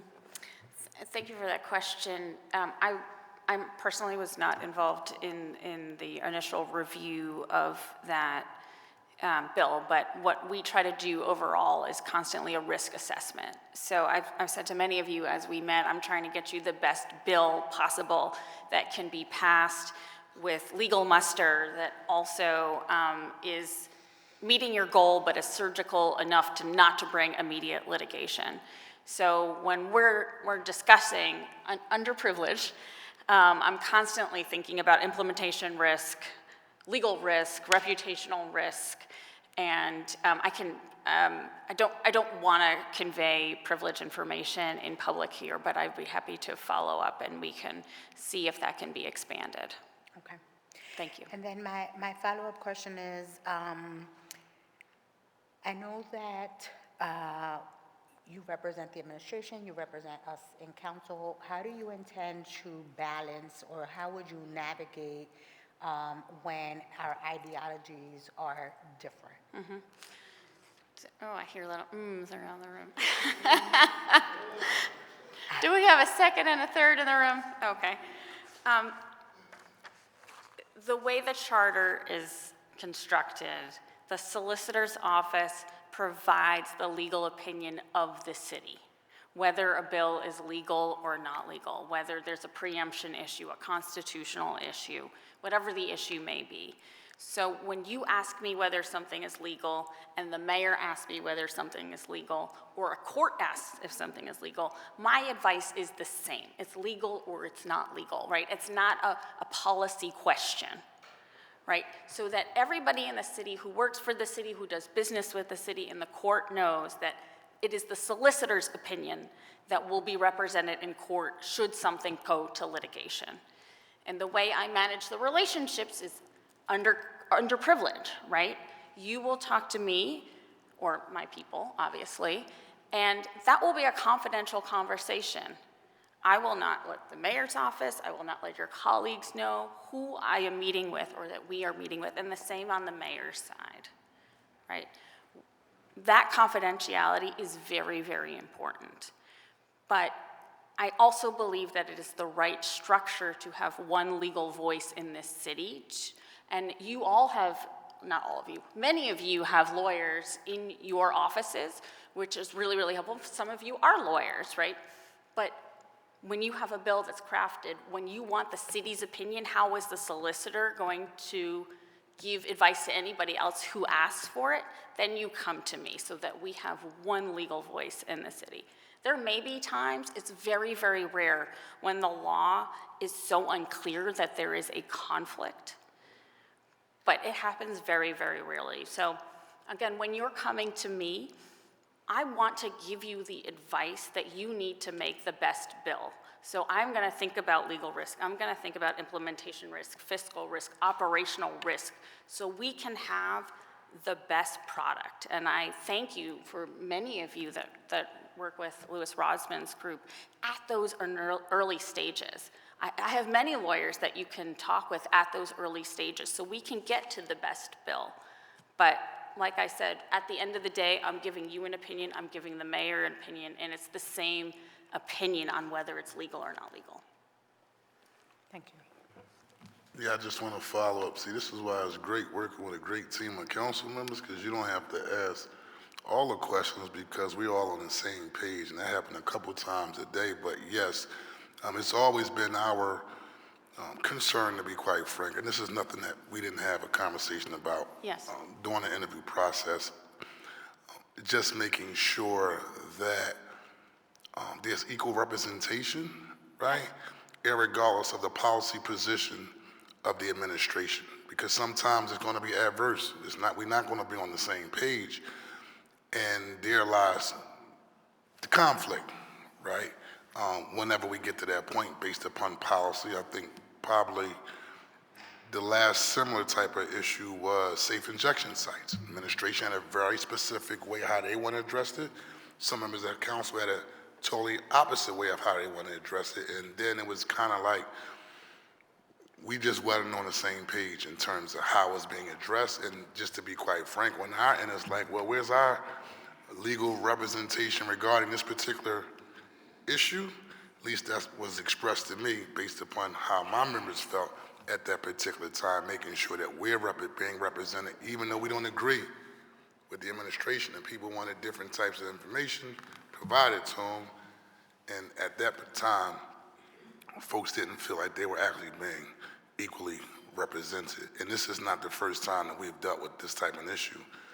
In the past, where we even explored the possibility of having our own solicitor and legal representation on the council side. And so just wanted to reiterate, and you talked about being sensitive to that type of approach, but it is a real concern that we've had in the past and that we're real sensitive to as we move forward, knowing that we would like equal representation on the council side, similar to what's taking place on the executive side with the administration.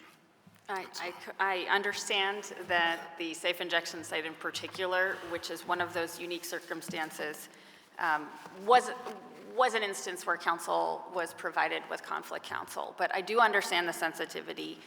If it does come up, or if you don't feel like you're getting the attention you need, please talk to me. I am accountable for my department.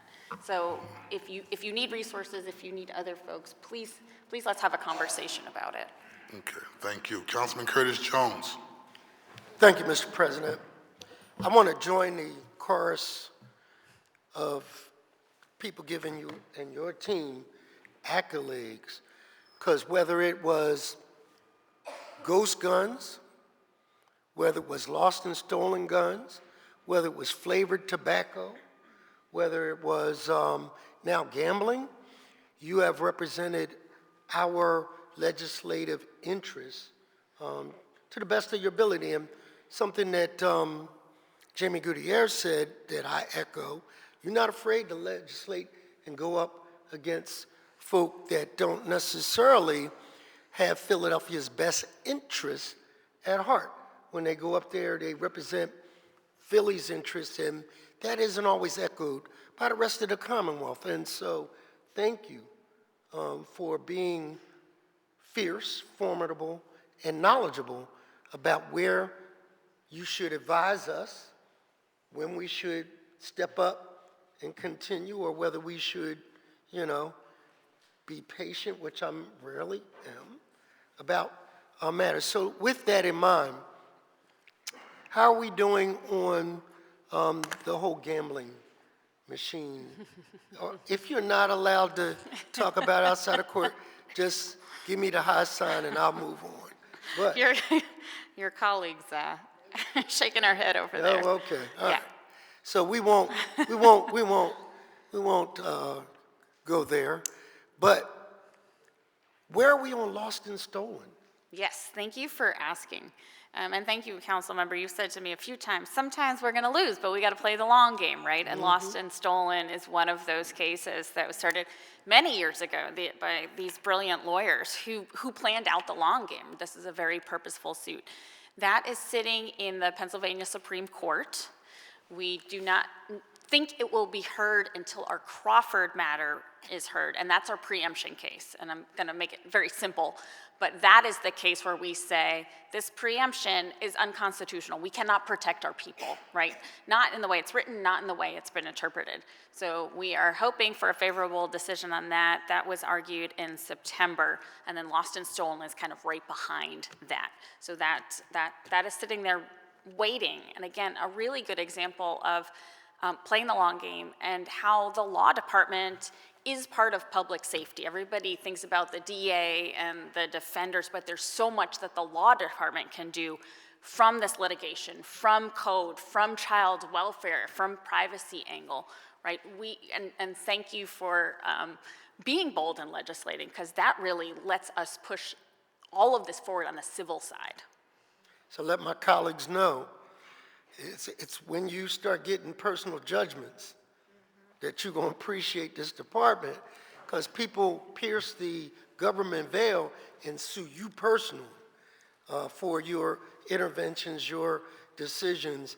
And it's right around then that you're happy you got a lawyer like the lawyers in the city solicitor's office. So thank you for that. Thank you, Councilmember. Mr. President. Thank you very much. The chair recognizes Councilmember Rue Landau. Thank you so much. Solicitor Garcia, super happy to have you here. I'm going to add my voice to the chorus of people who love our law department. I think I spoke to your group in 2017 or so and came with a list of over 25 attorneys I had already worked with in your department, and it has expanded since then. So I am well aware of the great things that you do. Along with all of the cases that my colleagues have already talked about, I want to thank you so much and your whole team for consistently going to bat for the LGBTQ community since we had to fight Life Partnership in Devlin until our most recent issues as well.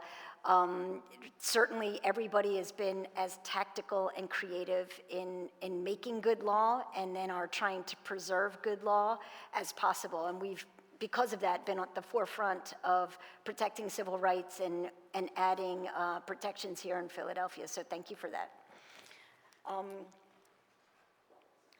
I wanted to ask about, I love that you're breaking down silos internally, and I wanted to ask about communication within the law department and then outside of the law department in the departments.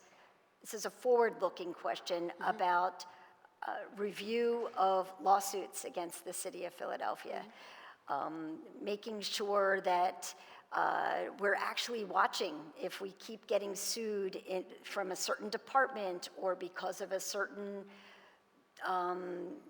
defect in our sidewalks or streets or something, that we're paying attention to that so we can fix it, come up with some remedial measures and stop it. I fear that there hasn't been the communication that we've needed other than case to try to put an end to some of these. Yeah, thank you for that question. That leads into the after-action plan that I talked about, right? And this is my, being in the corporate sector, coming in and thinking about a compliance function for our law department. It is never about a case. It is never about a deal. It is always about the bigger picture. And I see myself as a risk mitigator, right? Yes, I'm a lawyer, but overall, I mitigate risk for this city, right? And I protect our indemnities when I do that, and I protect all of you when I do that. So when we see patterns, our lawyers' job, and they know it's their job, is to elevate that. So perhaps it's a particular community where we're seeing tons of sidewalks and potholes and tree limbs creating issues. Yes, that is escalated up to the streets department or whichever department it is. There is always that feedback loop. Now, what I'm trying to do with my department right now is kind of look at safer, cleaner, greener economic opportunity education and try to figure out what are we working on for city council, for the mayor's office, for all of our clients. And that may lead to task groups or working groups within the law department, but there are also plenty of working groups with the administration as well. But just to reiterate, our lawyers know that it is their job to escalate. If you're just sitting there toiling away and not looking at the big picture, then you're not doing your job. You're not being in service of the city of Philadelphia. Thank you. And the last question is, I am very happy about the new consumer protection law. Yes. Thank you. The city needs this, and it's going to be an incredible tool. What resources does the law department need in order to make it successful? Yeah, and I'll talk about this a little bit if I have the time in my budget address. But when you have bills like this and the bills around the Office of Worker Protection, there really is an investigative element that I want to build up.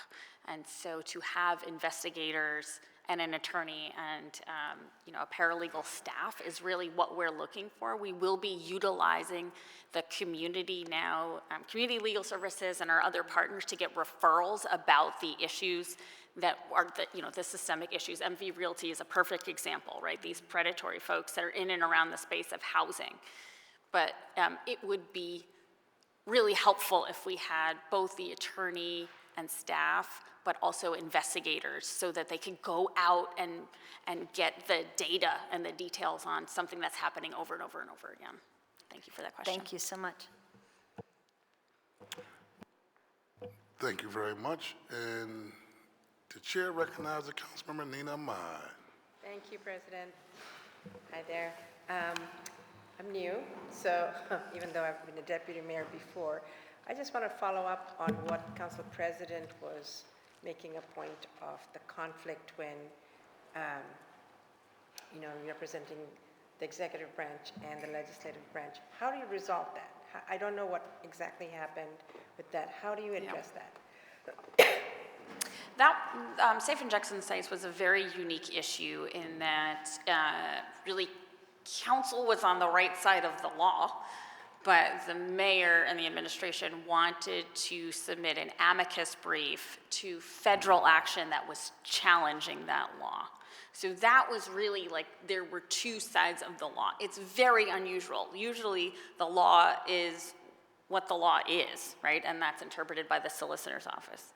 You might not like the law. I didn't write the law. You all write the law.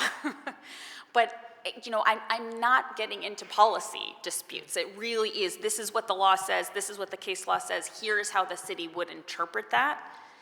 And it's really you and the mayor talking about policy and how we can, if there's daylight there, within the parameters of the law on any specific subject. So would you be then advising the executive branch based on that purview to not do something? If you pass a bill Yeah. and you say, Renee, is this legal? And I say yes, Okay. and the administrator says, Renee, is this legal? I'm going to say yes, right? I don't turn around and then say no to the mayor's office, right? My second question is your relationship with the DA's office around immigration. We have a lot of undocumented folks here, and how they get charged if they are involved in something is very critical to their immigration status. I don't know what your role is there, or do you have any at all, or what is your oversight over our communities who immigrant communities in Philadelphia? I have not worked with a DA specifically on immigrant issues, but there is a working group around immigrant issues. So we've been very focused on the welcoming center and even getting together contracts when we have large influxes of migrants from Texas. And we're also involved on the litigation side. So we will sign amicus briefs in support of the administration's policy. And primarily those are taking place in Texas, but I have not been involved on the criminal side. Okay, thank you. Thank you, President. Oh, thank you very much. I had a couple of shout outs I wanted to say in the spirit of my colleague, Councilman Curtis Jones. It's a Lydia First, that's a part of your law department. I introduced a bill before it was a popular thing to do to ban ghost gun parts in the city of Philadelphia, and she successfully tried that case on behalf of the city of Philadelphia and the legislation that I introduced, and Josh Shapiro also, in the spirit of that legislation, began to move forward on the state level. So I do want to thank you and your team for that work from a public safety standpoint. And I also, just from a point of information, just wanted to give you another example of where the administration may be one place and we may be another place, and how it turns out with the solicitor's office legally. There was a time when Michael Nutter was the mayor and he wanted to shut down libraries. And that was his policy, right? And there was a young lady who's a part of administration now named Sophie Bryan, who actually litigated and took the case and made sure that the council's wishes of not shutting down libraries for the sake of our budget process was our well wishes were actually moved on, and the judge ruled in council's favor. And so that's like another example where policy-wise we may not be on the same page with the administration, and then we look into our lawyer, which is the city solicitor, to help us navigate and make sure our voices are heard. And so hopefully as we move forward, naturally those types of things just happen, but we also work in the spirit of one city, one Philadelphia, and so hopefully that won't happen. We are an independent body at the end of the day, and sometimes those things happen, but for the most part, we'll be rowing I would think in the same direction in terms of moving the city of Philadelphia forward for another safer, cleaner, greener city with economic opportunity for all. I just want to thank you for taking time out of your schedule. Ms. Garcia, look very forward to working with you. I want to take a moment to acknowledge last member of City Council who have comments, which is Councilmember Anthony Phillips. It's been quite the eventful day, and thank you so much, Renee Garcia, for staying with us. Just a quick question, one question only. So Philadelphia has struggled for decades for tax delinquency. Since the suspension of tax sales, property tax delinquency has been on a rise, increasing 2% to 8% every year since 2019, or around $5 million to $10 million a year. Today, 60% is owned by investors, or is owed by investors or landlords, according to the city's 2023 tax delinquency report. We are in the midst of a housing crisis, and numerous properties throughout all council districts contain blighted and vacant properties. How does your office plan to deal with all of the current vacant properties throughout the city? Furthermore, once these delinquent properties are identified, what is your commitment to getting those properties into court and properly sold to decrease the blight and vacant properties throughout the city? Thank you, Council Member. I completely agree with you that something needs to be done about these blighted properties. The law department has about 3,000 properties that are ready to go to tax sale. Tax sales are not being scheduled, and I believe you will be hearing from the mayor either in her budget address or sometime in the future about her plan. Thank you, Council President. Thank you, Ms. Garcia. Thank you very much. Are there any other questions or comments from members of the committee? Are there any other witnesses to testify on resolution number 240038? I want to also give a shout out to Louis Rossman over there, I see.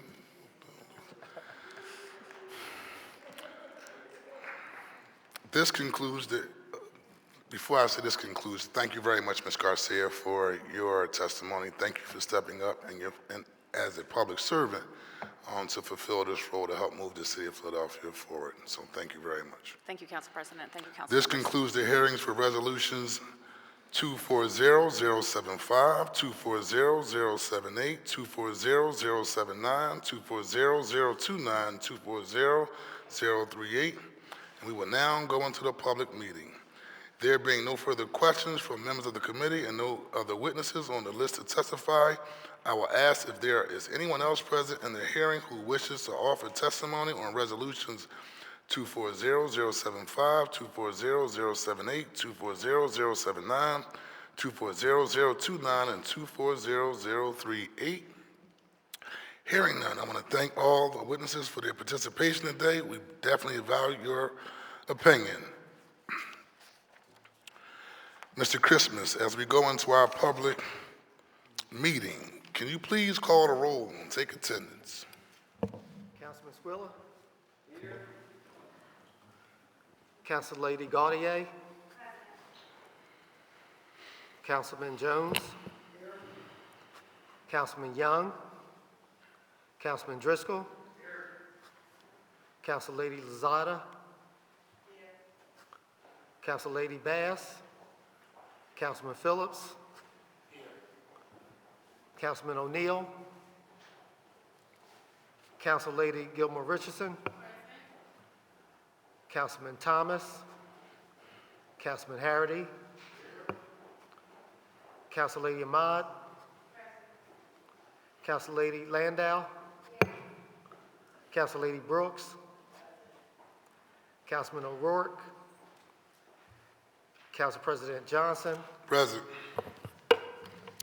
Thank you, Mr. Christmas. The chair recognizes Councilmember Kathy Gilmore Richardson on motion on resolutions 240075, 240078, 240079, 240029, and 240038. Thank you, Mr. Chairman. I move that resolutions 240075, 240078, 240079, 240029, and 240038 be reported from this committee with a favorable recommendation, and that the rules of council be suspended as to permit consideration of these resolutions at our next session of council. The chair notes for the record that Councilman Squilla seconds the motion. It has been moved and properly seconded that resolutions 240075, 240078, 240079, 240029, and 240038 be reported from this committee with a favorable recommendation, and that the rules of council be suspended to permit consideration of these resolutions at our next session of council. All those in favor will signify by saying aye. Aye. Those opposed, the ayes have it. And resolutions 240075, 240078, 240079, 240029, and 240038 will be reported from this committee with a favorable recommendation with the suspension of the rules to permit consideration of these resolutions at our next session of council. This concludes the business before the Committee of the Whole for today, and I want to personally thank all of our members for being here today as well as being on time. Thank you very much, everyone.